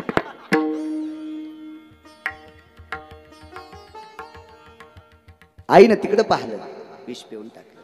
विषाचा परिणाम काय झाला माहिती का, घर काळं झालं. घराचा कलर काळा झाला. इतकं विष भयानक होतं. पण प्रल्हादाला काय नाही झालं. बऱ्यापैकी प्रयोग केले. सर्वांना ज्ञात. कड्यावरून फेकलं, हातीखाली तुडवलं, विष पान दिलं, उकाळत्या तेलात टाकलं. पण एके दिवशी प्रल्हादाची मूर्ख आत्या माहेरी आली आणि त्या आत्याने भावाकडे पाहिलं तर भाऊ जरा जर्जर झालता. बऱ्यापैकी माणसं दुसऱ्याचं बरं चालल्यावर जर्जर होते. या बिमारीला औषध नाही बरं का, याला सल नावाची बिमारी म्हणतात. हिरण्यकश्यप जर्जर झाला. बहिणीने विचारलं, दादा दुःख काय. पैसे कुंटाला नाहीत, भीती 1 पैशाची नाही, मग दुःख कशाचे. पोट्ट मग ऐकत नाही. मारना. ते म्हणला, हीच प्रयोग केले, मरतच नाही. मी मारते. भाऊ म्हणला, ताई येडीस का काय, मी 20 प्रयोग करून मरत नाही, तू याच्यानं कसे मोठे मोठे गेले वाहत आणि झिंजून घुसले गावात. चांगल्या चांगल्याला मिळ बसन. आणि तू काय. तिनं सुलांगणात हात घातल्याबरोबर अग्नी हातात घेतला. तिला अग्नी प्रसन्न होता. दादा एक काम कर, ती पौर्णिमा होती, नौकर चाकराला फौज फाड्याला सांग आणि लाकडं जमा करा. गावाच्या येशीमध्ये लाकडाचा ढीग घातला. त्याच्यावर जाऊन बसली आणि सांगितलं, मला अग्नी प्रसन्न आहे, मला अग्नी पोळत नाही. प्रल्हादाला मांडीवर घेतली. अग्नी प्रसन्न होता पण चांगले कामं करण्यासाठी. दुसऱ्याची लेकरं जाळायला का. देवाने एखादी शक्ती दिली, ती कोण्या कामासाठी दिली, चांगल्या कामासाठी दिली. भस्मासुराला वरदान दिलं, तू ज्याच्या डोक्यावर हात टेकशील तो भस्म होईल. मग तो जर भजन करणाऱ्याच्या डोक्यावर हात ठेवत असेल तर हे शिवशंकराला कसं आवडेल. भजन तर शिवशंकरापासून सुरू झाले ना. भजन करी त्याला आवडतो का भजन करणाऱ्याला मारणारा. अहो विद्या दिली तुला, मग ही या कामं करण्यासाठी दिली का. अग्नी प्रसन्न आहे लेकरं जाळण्यासाठी, आणि ते पण भजन करणारी. मांडीवर प्रल्हादाला घेतलं. दोरा वगैरे काय आणायचे आणले असतील त्याला बांधू लागले. ते म्हणलं, आत्या मी तुला सोडतच नाही, मला बांधू नको, मी तुला घट्ट पकडतो. आणि तो बऱ्यापैकी विस्तारपूर्वक फार मोठा वेगळा आहे. त्याच्यामध्ये चुनखट टाकीत असतात, वेरांडाचा फांदा लावत असतात. वेरांड का लावतात याच्या पाठीमागं फार मोठी आख्यायिका, 9 श्लोक आले त्यासाठी. वामनांच्या चरित्रामध्ये पळसाचा दंड हातात का घेतला त्याच्यासाठीच आता फार मोठे 69 श्लोक आले. भागवतातले इतर पुराणातले मिळून 69 श्लोक आहेत. पळसाचा दंड का? पितृक्षमण हितार्थम, पितृशमन हितार्थ, पितृदोषाचं पाप होतं म्हणून पळसाचा दंड हातात घेतला. आपल्याकडे कालसर्प शांती, त्रिपिंडी, आपतिष्टी, नारायण नागबळी हे जे गोष्टी करत असतात, हे घरामध्ये ज्या वेळेला ग्रहछिद्र वाढत असतात त्यावेळेला एक विद्वानाच्या हातानं त्या घराची ती कुंडली तपासल्या जाते. आमका दोष, कालसर्प शांती करायची, त्रिपिंडी करायची, आपतिष्टी करायची, नारायण नागबली करायचा वगैरे वगैरे, तर्पण विधी करायचा. असं तो नाना प्रकारचा विद्वान एखादा भूदेव सुचवत असतो. काही दोष असतात. 350 पळसाची पानं तोडायची, त्याचा एक पुतळा करायचा, त्याला काळ्या दोऱ्याने घालायचं, त्याला हळदीचा गंध टिळा लावायचा, तिरडी बांधायची, चौघाने खांद्यावर घ्यायची, गंगेमध्ये त्याचं पूर्ण अंत्यविधी करायचा, त्याचे 10 दिवस करायचे पितृशमन. पोळ्याच्या अमावस्येच्या आदल्या दिवशी किंवा अमावस्येच्या दिवशी सकाळी पळसाचा दंड आणत असतात. धज उभं करत होते, प्रांतभेदे काही काही ठिकाणी, आणि ती पळसाचं लाकूड पाल्यासह उभं करायचं. एक जण विचारलं, हे कशा करता? म्हणले, ज्या घरावर शनीचा कोप आहे त्या घरची पळसाची पानं लवकर वाळून जातात. असं काही सांगत जाऊ नको रे सुबळ्या. ती पोळ्याच्या अमावस्याच्या दिवशी ती धज आणीत असतात. पोळा झाल्यावर 3ऱ्या दिवशी किंवा 2ऱ्या दिवशी त्याच्यातलं एक ईदभर लाकूड काढून घेत असतात. ते दोरीने बांधून हलकडीला घरात टांगवत असतात. आपल्या आजोबाचे वडिलांचे ज्या दिवशी पक्ष असतं त्या दिवशी ते लाकूड खाली काढायचं. आपल्या घरी शक्य असेल तर कुऱ्हाडीनं किंवा कशानं त्याचा पाट काढायचा, अन्यथा सुतार दादा कोण त्याचा पाट काढून आणायचा दोन्ही बाजू. आणि ज्या वेळेला आपण पक्षाच्या दिवशी पितर जो आमंत्रित केलाय त्याच्या पायाखाली ती दिलपी देऊन त्याची पाय धुत असतात, पितृदोष शमन होत असतो. असं पुराण सांगते, मी नाही, पुराण सांगते. म्हणून वामनांनी पळसाचा दंड हातात घेतला, पळसाच्या लाकडाचा दंड हातात घेतला. इकडे ते एरंडाचं झाड वगैरे त्याच्यात ते फांदा लावला. आजही होळीच्या दिवशी होळीमध्ये एरंडाची धज लावत असतात. एरंड, विडापिडा, कणकीचे विंचू, कणकीचे ढेकणं, कणकीचे झुरळ, कणकीची पाल, हे उग्रवादी जीवाणू विनाकारण घरात थोडेसे त्रासदायक असतात ना, म्हणून हे जीव तिच्यात समर्पित करत असतात. पण कणकीचे खरे नाही, धरतान पालीन टाकतान होळी, कणकीचे करत असतात. तुमच्याकडे करतात का नाही मला काय माहित नाही, करतात. वा.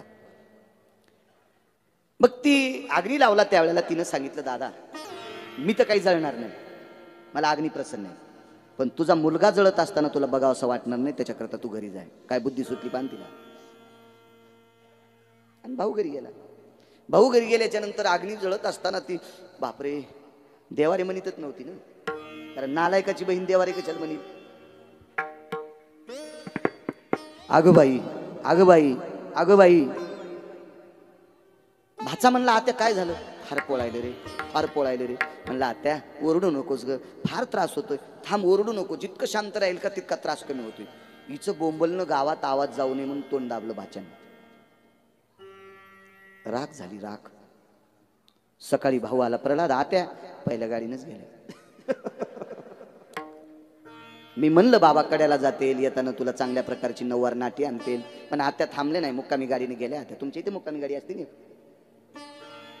मी परवाला रात्री येताना पाहिलं, अण्णा तुमच्याकडून येताना मुक्कामी गाडीने आत्या निघून गेल्या.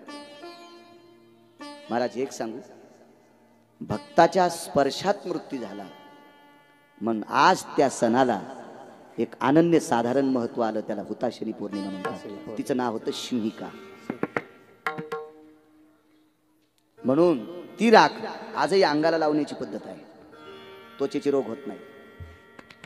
हुताशनी पौर्णिमेच्या दिवशी नारळाचा तुकडा उलटा भाजायचा, उलटा, काळ्या पाठीकून नाही, पांढऱ्या पाठीकून. होळीच्या अग्नीमध्ये उलटा भाजायचा आणि तो घरातल्या लेकरांना खाण्यासाठी दिल्याच्या नंतर त्वचेचे रोग होत नाही. त्या दिवशी संप्लोदकात वायूचं ब्रह्मण विश्वात असतं आणि त्या दिवशी तो नारळाचा भाजलेला तुकडा खाल्ल्याच्या नंतर शरीरामध्ये ती शक्ती वाढत असते. त्या दिवशी त्वचेचे विकार होत नसतात. याला विज्ञान सुद्धा कारणीभूत आहे. आपल्या सणाच्या पाठीमागे एवढं नाविन्य आहे, पण आपल्यातल्या नालायकांना ते पटत नाही. त्याला करावं काय आता? ज्याच्या गावाला गंगा त्याच्या कुठे घ्यायला सांगा.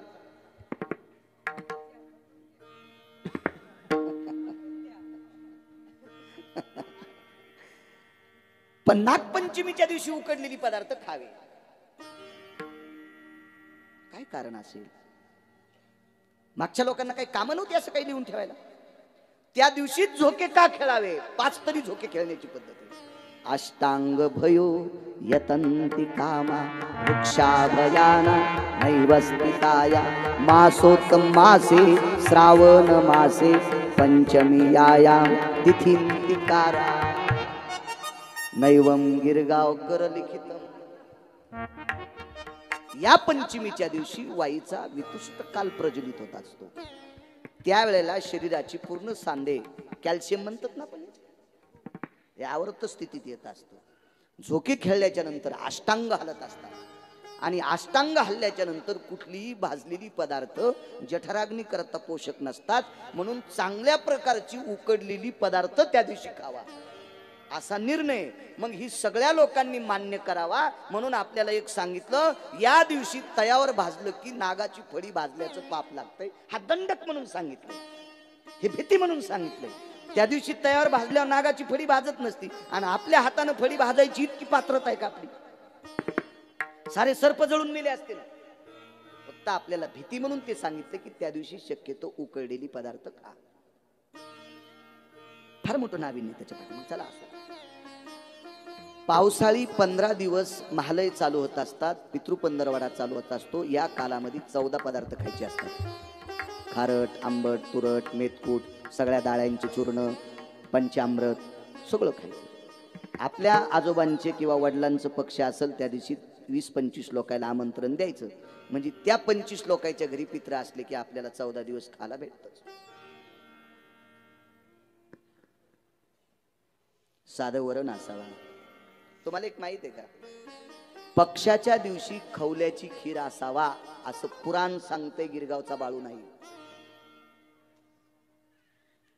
आणि महालक्ष्मीच्या दिवशी सोहळ कांडीत असतात, म्हणजे ज्वारी कुटत असतात. त्याला सोहळ कांडणं म्हणते. म्हणजे ज्वारी ओल्ली करून उखळामध्ये मुसळानं ती कांडायची असती. तिचे वरची टरकल सगळी निघून जात असतात. ह्या कुरड्या करत असताना ज्वारी कांडीत येत अशी. पण महालक्ष्मीच्या दिवशी ती ज्वारी कांडून तिचे टरकल काढून मग ती वाळून दळायची आणि त्याच्या पिठाचे महालक्ष्मीला फळ करत असतात. विष्णूला पत्न्या किती? 16,108. त्याच्यात लक्ष्म्या किती? 1. मग ही सोबत येते ही कोण? ही अवदासा. एरवी अवदासा कुठं असते माहितीये का? वडाच्या, पिंपळाच्या आणि मंदिराच्या पायरीला अवदासाला 3 सेकंद. ही भगवान विष्णू परमात्म्यांची मेवणी. सोप्या भाषेत सांगतो चला. ही एका साधूला दिली आणि साधूला अवदशीचे लक्षण काय असते माहितीये का? 10:30ला उठणे. अवदशी लक्षण सांगतो. रात्री सकाळी 10:30ला उठणे, 11:15ला ब्रश करणे, 11ला मोठा कपभर चहा पिणे, त्याच्यात 10-5 बिस्किट बुडून खाणे, मग थोडासा असं हातपाय लांबून पेपर वाचित बसणे, 1:30 वाजता स्नान करणे,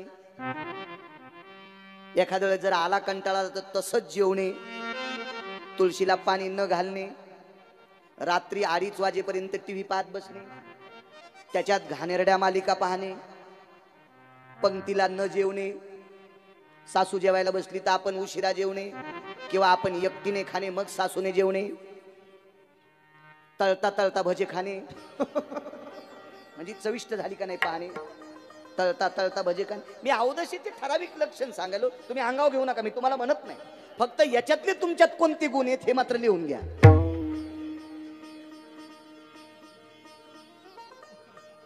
हो, याच्यातले तुमच्याकडे कोणते गुण आहेत मी, आणि हे गुण अवदशीला होते.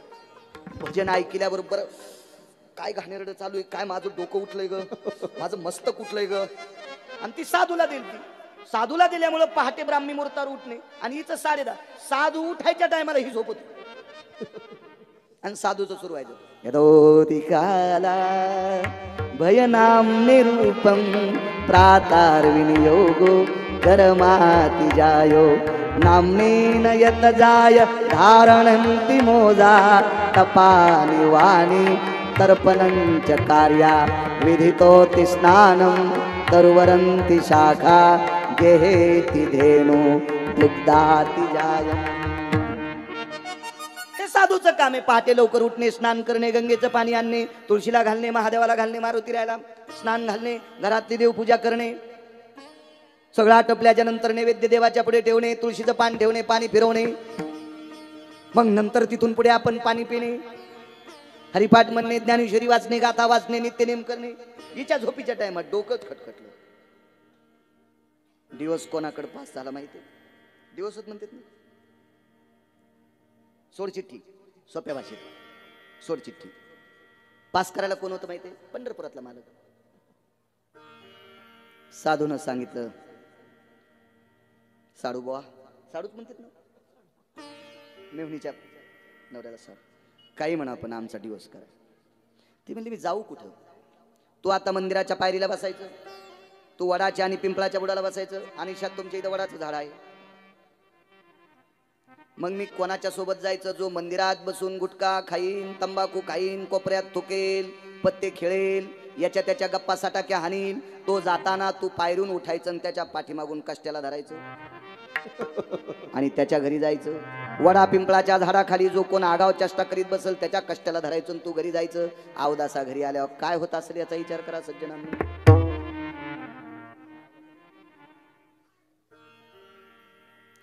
तिनं सांगितलं मंदिरामध्ये जर कोणी घाण चर्चा नाही केली, वडा पिंपळाच्या बुडाला नाही केली, तर मग कधी जाऊ? मग तुझ्यासाठी एक विशिष्ट प्रकारचा सण येईल. त्या नक्षत्राला अनुराधा नावाचं नक्षत्र म्हणतात.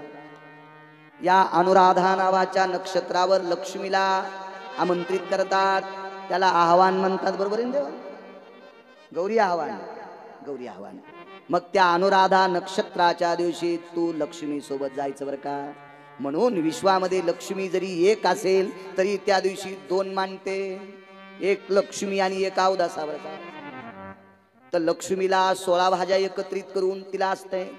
आंबाड्याच्या भाजीचा पिळा लक्ष्मीला नैवेद्य असते.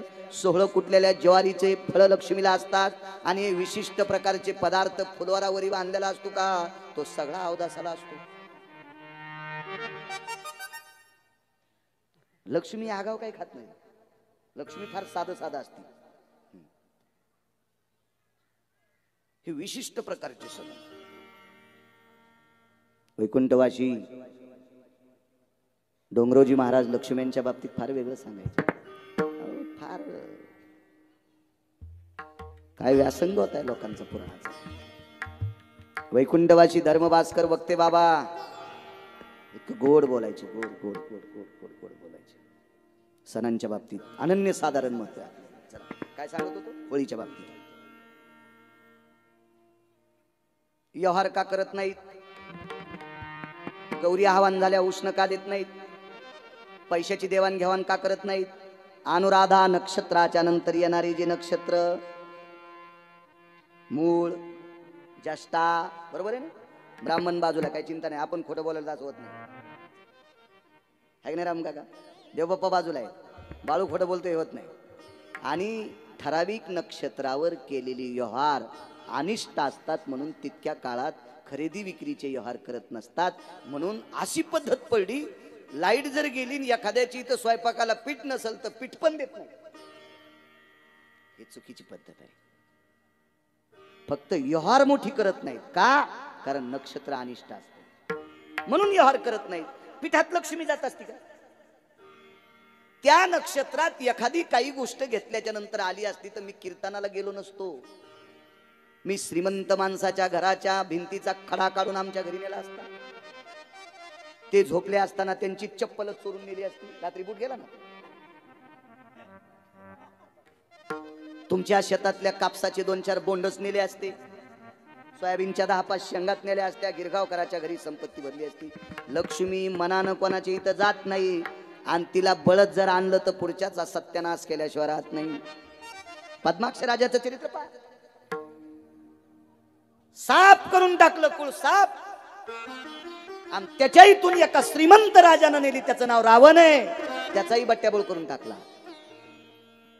लक्ष्मीला एकटीला कधी आमंत्रित करायचं नाही. लक्ष्मी एकटी जर आली, उलुक वाहिने नमः. दुसरं वाहन सांगू, प्रेत वाहिने नमः. प्रेत म्हणजे मड, उलुक म्हणजे घुबड. आणि मालकासोबत आली, लक्ष्मी सहित शोभे नारायण. मग गरुडावर बसून येते.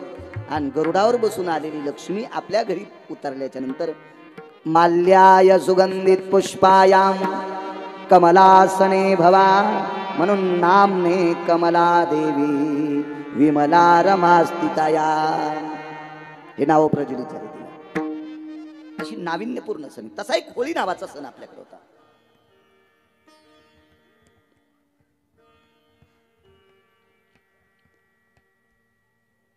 मारलं, ती मृत्यू पावली. दुसऱ्या दिवशीच्या सणाचं नाव काय? होळीच्या दुसऱ्या दिवशी सांगा ना, सांगा ना. नाही गडे, इमानदारीनं सांगा. हे लय शास्त्रशुद्ध शब्द सांगायले तुम्ही. हा काय शाब्बास. असं जागेवर येऊन बोलत जाणं, सोमाळ्या गप्पा नाही करायच्या.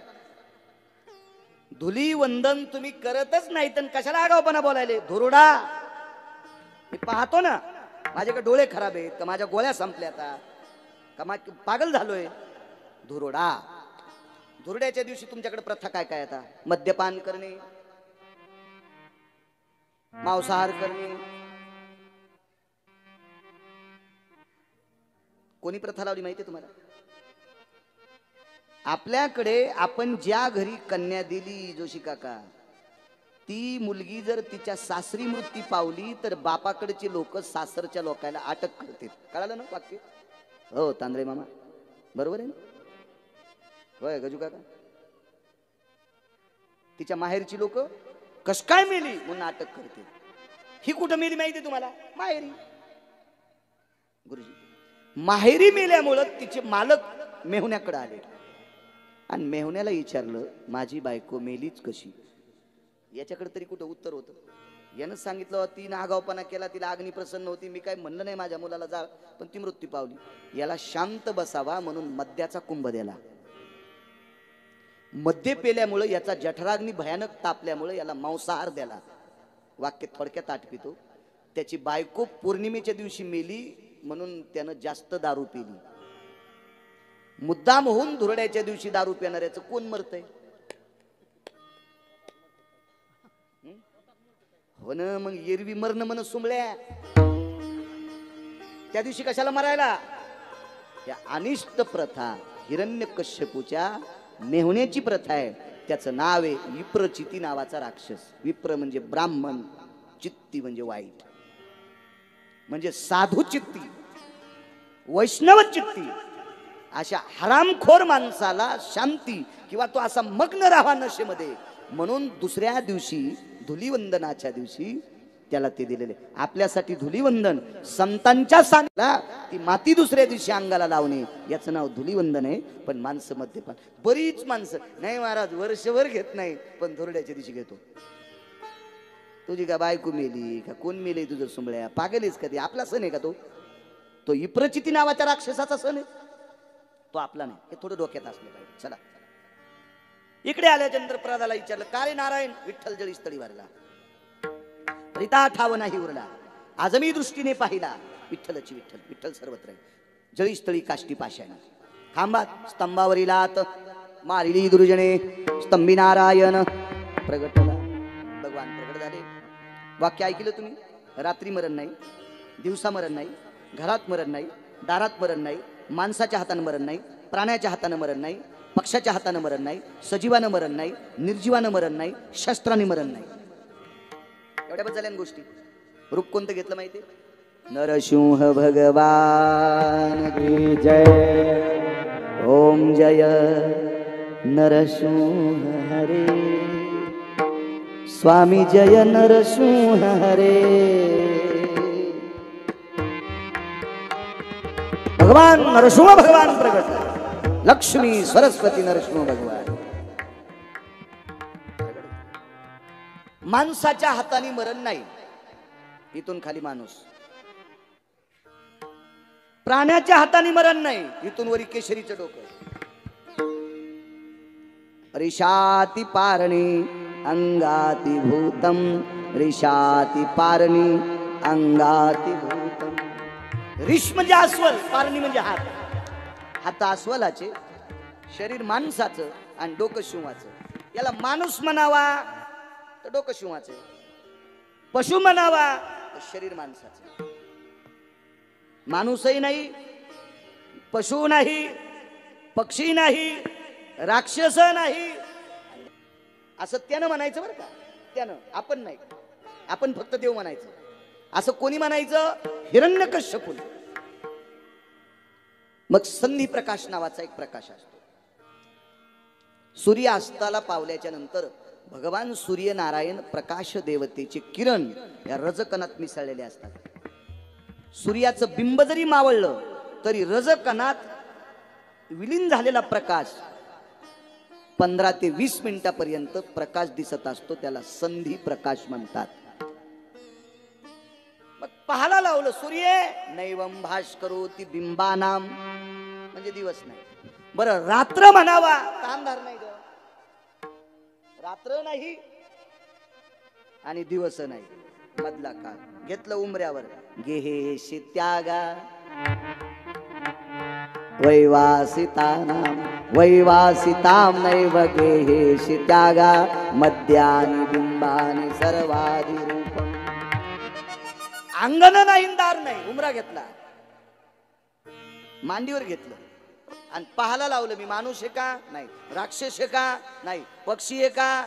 नाही. पशु आहे का? नाही. हातात शस्त्र आहे का? नाही. नखाने चिरला. नख सजीव का निर्जीव?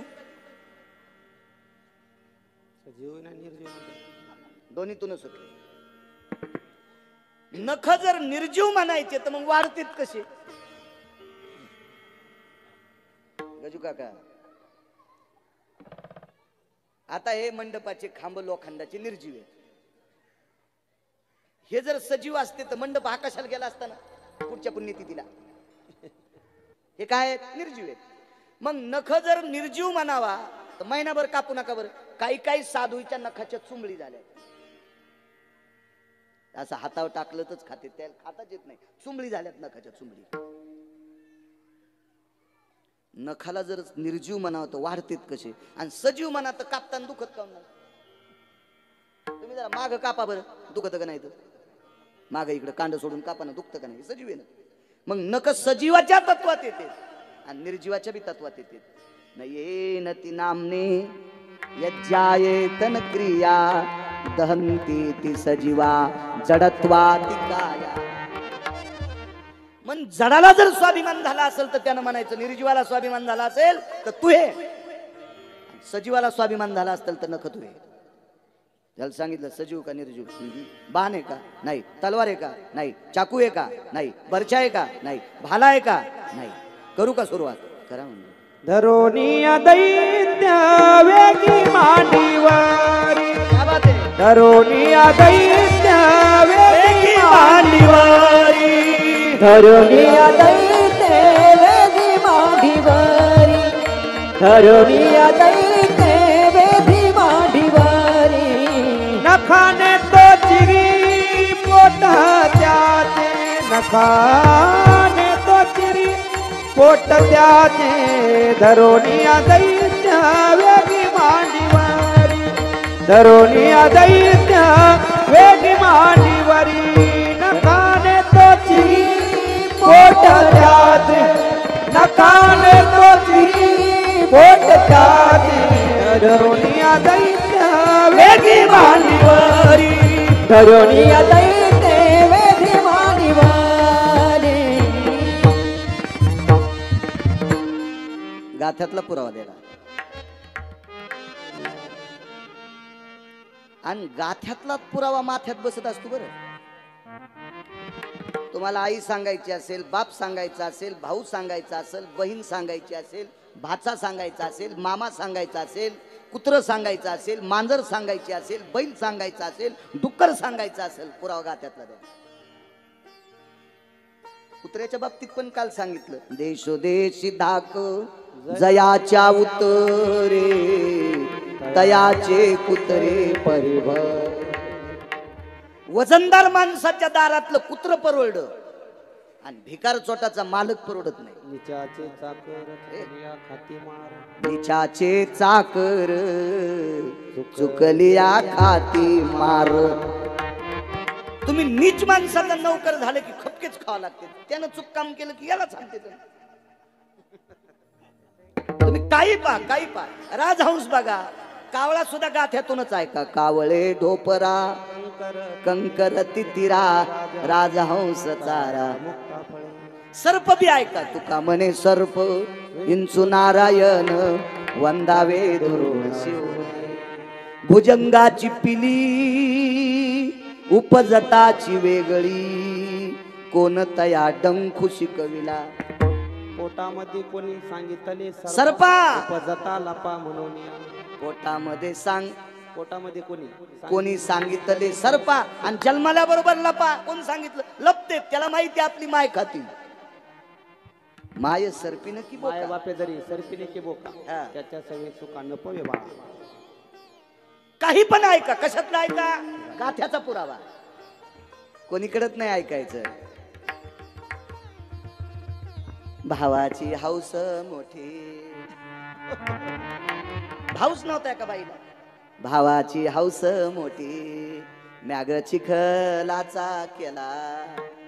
कोणी कुण पाऊस आला दादा मवा इगरून गेला.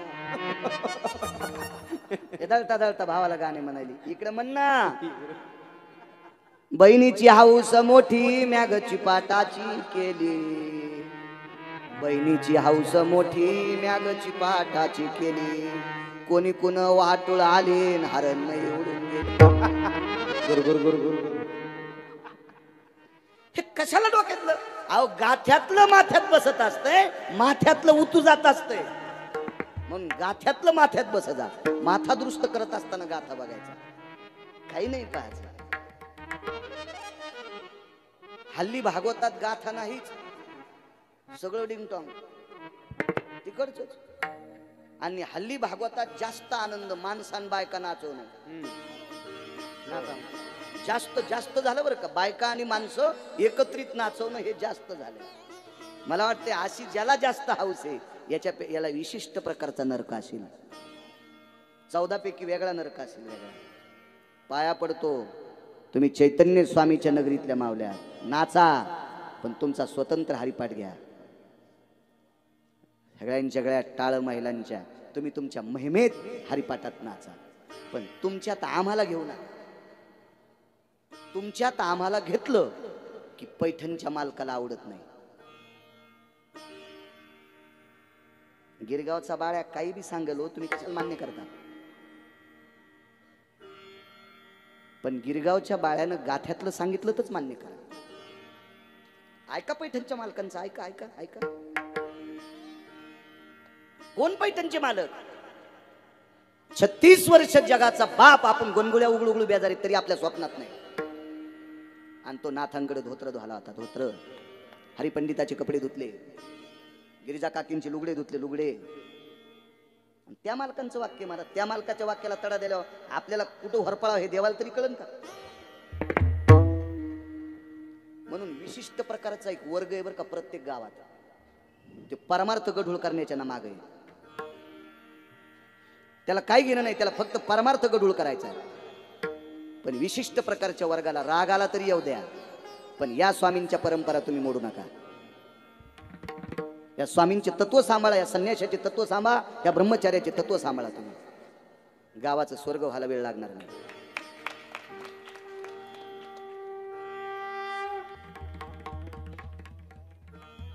चला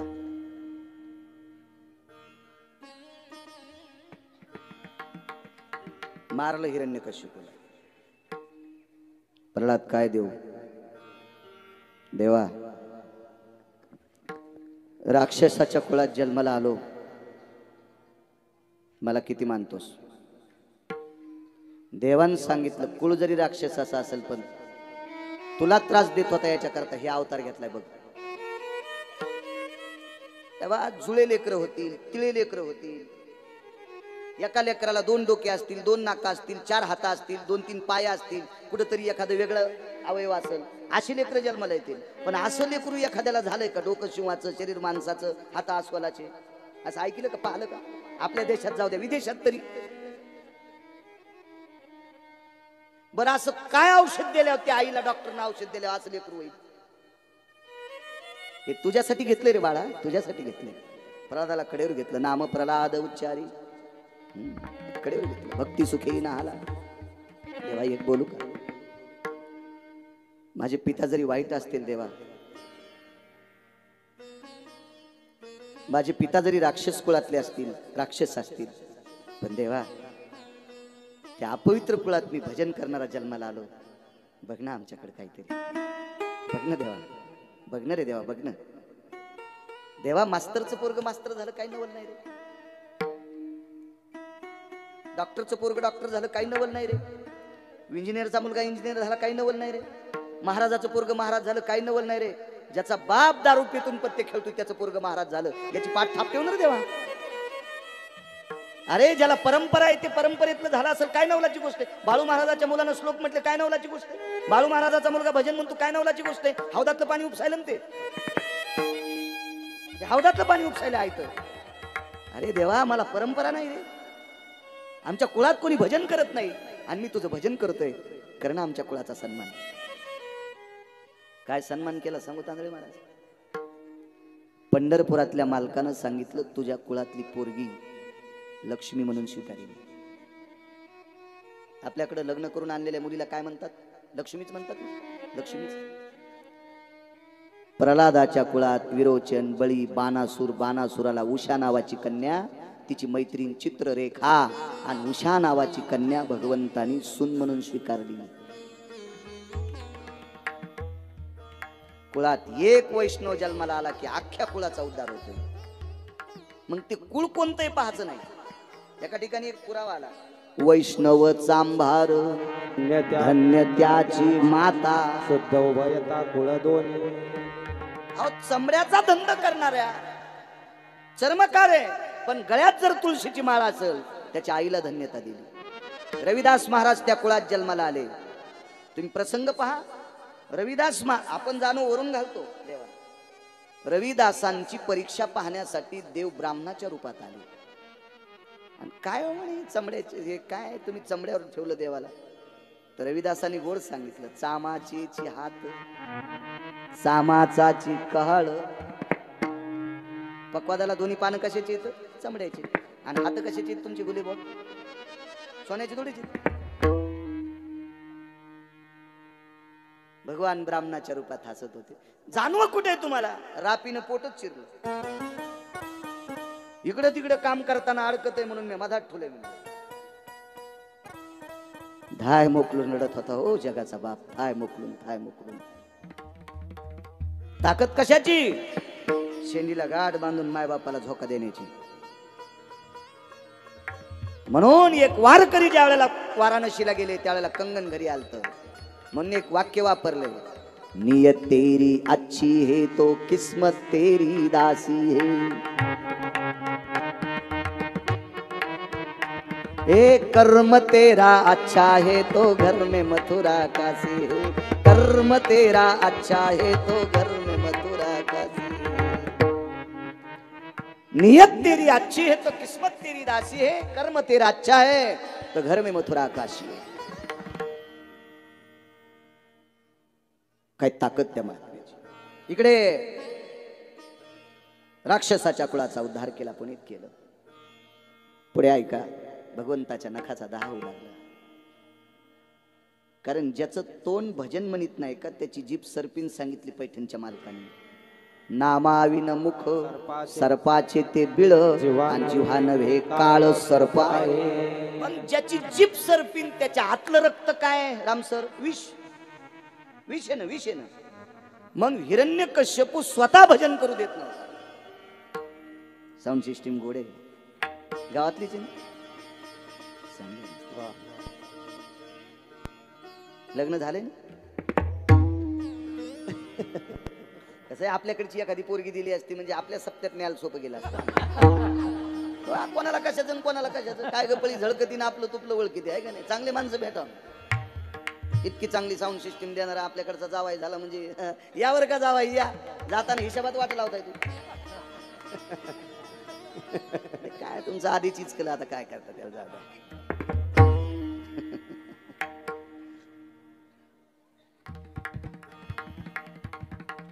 नखाचा दाह होऊ लागला तेव्हा ज्याच्या वाणीमध्ये भगवंताचं चिंतन नाही त्याचं पूर्ण शरीर विस्मय असते. विस्मय असते. ज्या वेळेला भगवंताने त्याचं पोट विदारलं त्यावेळेला त्याचं विष नखाला दाह करीत होतं. करावं काय, भगवंतानं अशी नखे झटकिल्याबरोबर हिवराच्या झाडावर पडलं. हिवराची दाट सावली सज्जनी वाळीली. तुम्हाला एक सांगू का, आजही हिवराच्या लाकडावर स्वयंपाक करण्यासाठी जुन्या काळातल्या मावल्या नाकारतात. हिवराचं लाकूड इस्तवात टाकल्याच्या नंतर त्याच्यात विशिष्ट प्रकारचा एक धूर आहे. तो धूर शरीरातलं सूक्ष्मीकरण करण्याऐवजी फुफ्फुसावर अटॅक करून शरीरावर इतरत्र प्रकारचे रोगाचे कारण वाढवत असतो तो धूर. तुम्हाला एक सांगू का, एक ठराविक लाकडं आहेत हवनात वापरली जातात सामुग्री. मला तिला समिधा म्हणतात ना. समिधा रुटीचा असेल, आंब्याचा असेल, वडाचा असेल, पिंपळाचा असेल, जांभळीचा असेल, शमीचा असेल.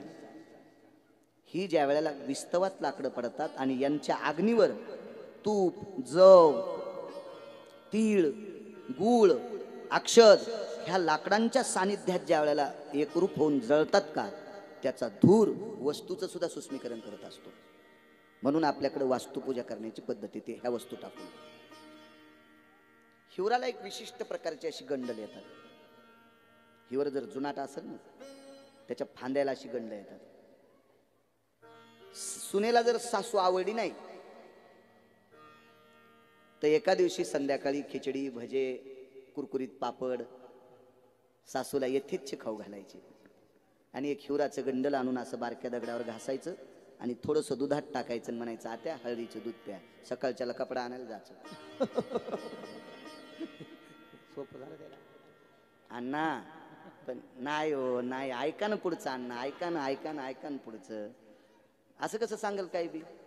मग ज्या सुनेनं सासूसाठी असं केलं त्या सुनेला अशी सून भेटणार. दिवा लावता लावताच सासू झोपल्याच्या नंतर मुद्दाम अंगावर टाकणार. बाई रात्री उंदरानं दिवा पाडला आणि आत्या रात्रीच जळाल्या. अशी सून तिला भेटल. हिवरामध्ये 20 सांगितलं बरं. अजून 5-4 तत्व आहेत पण वेळ फार पुढे गेलाय. आज काय करायचं माहितीये का, भगवंताचा जन्म म्हणून नारळ तर फोडायचंच. मग सांगतो सगळ्या कथा. इंटरव्हेल तुम्ही म्हणू लागले बापू बरं आता हे माणसं आहेत आणि मी का रेडे आहे का, मग का गुडघे दुखत नाहीत का, मग एरीच अपघातात मोडलेले याच्यानंतर आधीच तर रेंज येते. पण एक तर 3 तास हल्ली 3 तास भागवतात झाक्या मध्ये एक अर्ध प्रमाण तर बद्ध आहे, मुद्दाम आहे. प्रमाण पुरावा देण्यासाठी आहे पुरावा. काय होतं माहितीये का, जितका वेळ भगवंताच्या चिंतनात घातला का तितका वेळ वक्त्याला त्याचा आशीर्वाद मिळत असतो. आणि वक्त्यानं 3 तास जर इतरत्र कामात घातले तर श्रोत्यांकडे मिळालेल्या आभास पापाच्या प्रत्ययानं वक्ता नरकाला जात असतो. म्हणून आपल्या घडीचे काटे कुरकुर कुरकुर कुरकुर फिरते ते बघत राहायचं नाही, आपण आपलं बोलत राहायचं.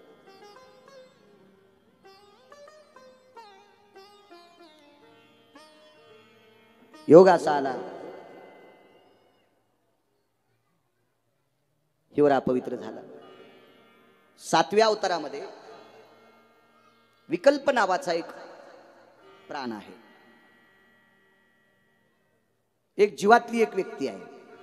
हा विकल्प हिवराच्या झाडावर आरक्षित झाला. एकाही झाडानं विकल्पाला आपलंसं केलं नाही, हिवरानं आपलंसं केलं. आणि मंथरा ज्या वेळेला पुष्पान्य करता निघाली त्यावेळेला मंथरा त्याच झाडाखाली बसली. त्यावेळेला विकल्प तिच्या अंगावर गेला.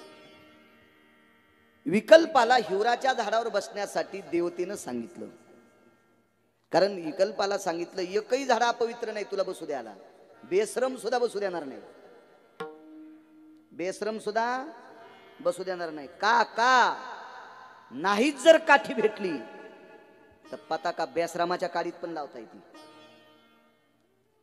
कारण पताकीत इतकी ताकद आहे, काडी कोणती लावली ती सांगूच नको, पताका त्याला पवित्र करते. साबरी वाढिन्नल्या सरळा वरी फळनात पोकळा कास्तन झाले गळा शिळी जैशी, एवढं अपवित्र. म्हणून तर गोकर्ण चरित्रामध्ये 7 कांड्याच्या येळूमध्ये धुंदुककारी बशिलता. येळू अपवित्र कशाने झाला? जगाच्या नाशाकरता अस्त्रविद्येची प्राप्ती करण्यासाठी तपाला बसलेला रावणाचा सख्खा बाचा, त्याचं नाव होतं सांब. लक्ष्मणाच्या हातात अस्त्र पडलं आणि हा मृत्यू पावला. या नालायकाचं रक्त वेळूच्या जाळीला लावलं, त्यावेळेसपासून येळू अपवित्र. पताकेने येळू पवित्र केला. तुम्हाला सांगतो, मलया निळू चंदन सगळ्या झाडाला सुगंधी करते, पण येळूला करीत नाही. का? त्याला सांबाचं रक्त लागलं. सांब हा पारमार्थिक नव्हता. कोण सांब? शूर्पणखीच्या तुटलेल्या नाकाचीचं पोरग. कोण या संगतीत कोण वाईट होईल आणि कोण चांगला होईल बघा. विचार करा, पताका जर भगवी पताका बेश्रमाच्या काडीला लावली तर त्या काडीला पण गंध लावते. आता तिथं बेश्रम म्हणून पाहत नाही, तिला काय म्हणून पाहते? धर्माची पताका म्हणून, तिला गंध म्हणून. इतकी ताकद आहे पताकेत, एवढी ताकद आहे धर्माच्या. तो विकल्प त्याच्यावर बसला. देवानं विनंती केली, विकल्प मंत्रेच्या अंगात जाणं गरजेचा होता. विकल्प जर मंत्रेच्या अंगात गेला नसता तर प्रभू रामचंद्र वनवासाला गेले नसते. वनवासाला गेले नसते तर सीता सोबत नेल्या नसत्या. सीता सोबत नेल्या नसत्या तर रावणानं नेल्या नसत्या. रावणानं नेल्या नसत्या तर प्रभू रामचंद्र लंकेत गेले नसते. प्रभू रामचंद्र लंकेत गेले नसते तर रावण मेला नसता. आणि रावण मेला नसता तर 33 कोटी देवता बंदिस्त मोकळ्या झाल्या नसत्या. म्हणून विकल्पाला बसण्यासाठी हिवर अर्जित. का? हिरण्यकश्यपूचं रक्त त्याच्यावर पडलं. चला पुढे गेल्याच्या नंतर भगवंतानी पुन्हा एकदा हात झटकली. ती मोहाच्या झाडावर गेली. हिवरानं सांगितलं, काय माझ्यावर काय पाप नाही, तुझ्यामुळे देवता मुक्त होतील. तितकंच काम दिलं त्याला. बंदीतल्या देवता मुक्त झाल्या त्या फक्त हिवरामुळे. मग दुसऱ्यांदा हात झटकल्याच्या नंतर मोहाच्या झाडावर रक्त पडलं. तर मोहाच्या झाडात बऱ्यापैकी विष गेलं बरं का. मोहाच्या झाडाला फुलं आल्यावर झाडाला पान राहत नाही, आणि मोहाच्या फुलाचं ज्यानं पाणी पिलं त्याच्या घरावर पत्तर राहत नाही.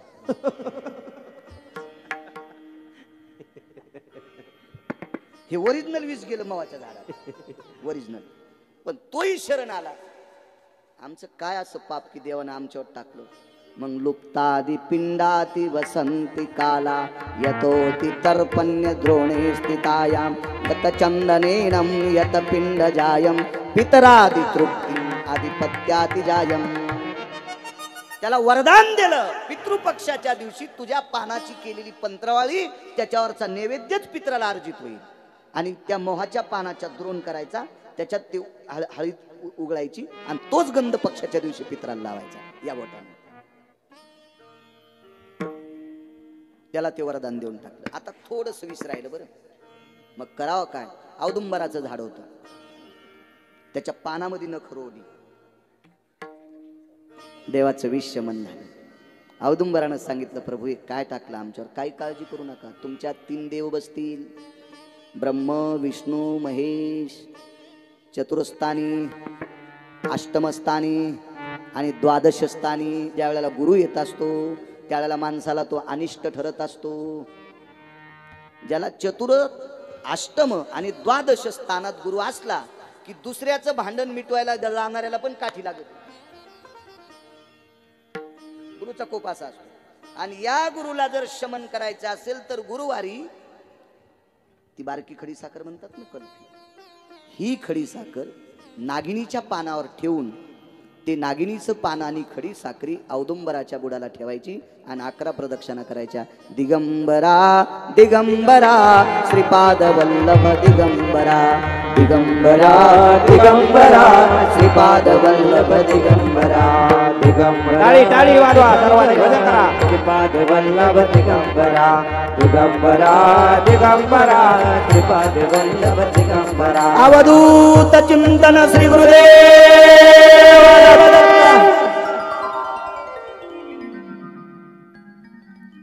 दुसरा आशीर्वाद दिला तुला सतत फळ येईल. औदुंबराचा बार कधी संपत नाही. एक फुलवारा गेला की दुसरा येत असतो. नित फळ उंबराशी सतत. उमराच्या दोड्याची भाजी खात जा कधी कधी. शरीरातले 3 प्रकारचे आजार कायमचे नष्ट होतात. कायमचे जातात 3 प्रकारचे आजार. वक्ते बाबा सांगायचे ते उमरा असे बारीक असतात ना त्यावेळेला. मोठे झाल्यावर त्यांच्यात एका जीवाचं वास्तव्य असतं. पण ज्या वेळेला बारीक असतात का त्यावेळेला त्याच्यात जीव नसतो. एकदम ती अशी हे आजार नाहीशी होतात. म्हणून शांती ब्रह्म एकनाथ महाराजांकडे सोन्याची जरी ताटं होती तरी महाराज केळीच्या आणि पलाश पात्राच्या पंत्रावळीवर जेवत होते. ही पद्धत होती. आपल्याकडे मोठा जर कार्यक्रम असेल तर पूर्वीच्या काळात मोठी मोठी माणसं 10-15 दिवसापासून पंत्राळ्या लावायला येत होती. आता आपण उत्कृष्ट प्रकारच्या प्लॅस्टिकच्या पात्रावर जेवतो म्हणून एक पसा गोळ्या खातो. आपण जसा आहार तशा गोष्टी होत राहणार ना. त्याचा काय विचार असतो. कशाला डोकं लावायचं. जुनं ते सोनं आहे. जेवढं शक्य असेल तितकं करत जा. पंतरवाळीवर जेवणं भिकारचोटपणा नाही. औदार्याचं लक्षण आहे. वैभवाचं लक्षण आहे. फार मोठं. तुम्हाला एक सांगू का. देवाला सोन्याच्या पात्रात नैवेद्य ठेवल्यावर किती पुण्य मिळते त्याच्या 1000 पटीनं पुण्य पंत्रावळीवर केळीच्या पात्रावर नैवेद्य ठेवल्यावर मिळते. एवढं मोठं शास्त्र आहे. चला असू द्या. इति श्रीमन महाभागवते पुराणे सप्तम स्कंधो अध्याय हरये नमः. अर्धा तास शिल्लक झाला का. होऊन गेला टाइम. असं का. हो दे काय होता हातात ते सगळं जाऊ द्या. काय होते 10-5 मिनिटं शिल्लक बोललं. स्वामींची सेवा आहे. काय हो. काय होते. चलो द्या नाही आता नाही मी असा गडी नाही ना बैलाला मारणार.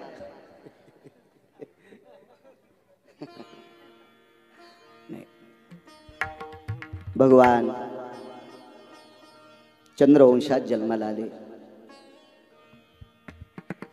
गुरुरवा बृहस्पतींची पत्नी हरण केली.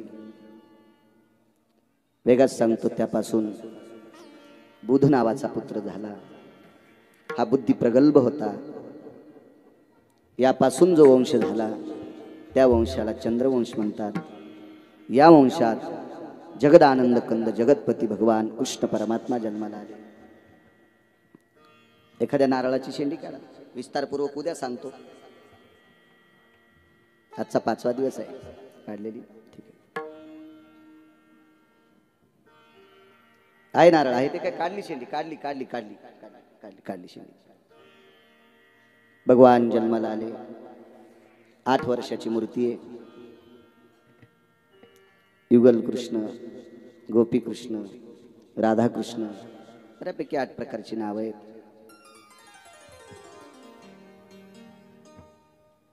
देवकी मातेच्या पोटी जन्म घेतला. विस्तारपूर्वक सांगतो तुम्हाला नंतर उद्याला. काही काळजी करू नका.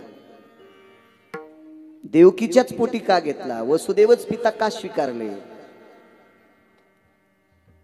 मग एवढी मोठी देवकी आणि वसुदेव अधिकारी असताना सुद्धा 11 वर्ष 53 दिवस दुसऱ्या आईकडे का गेलाय.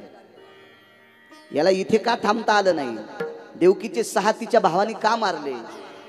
योगमायेनं तिथं 7वा का गेला.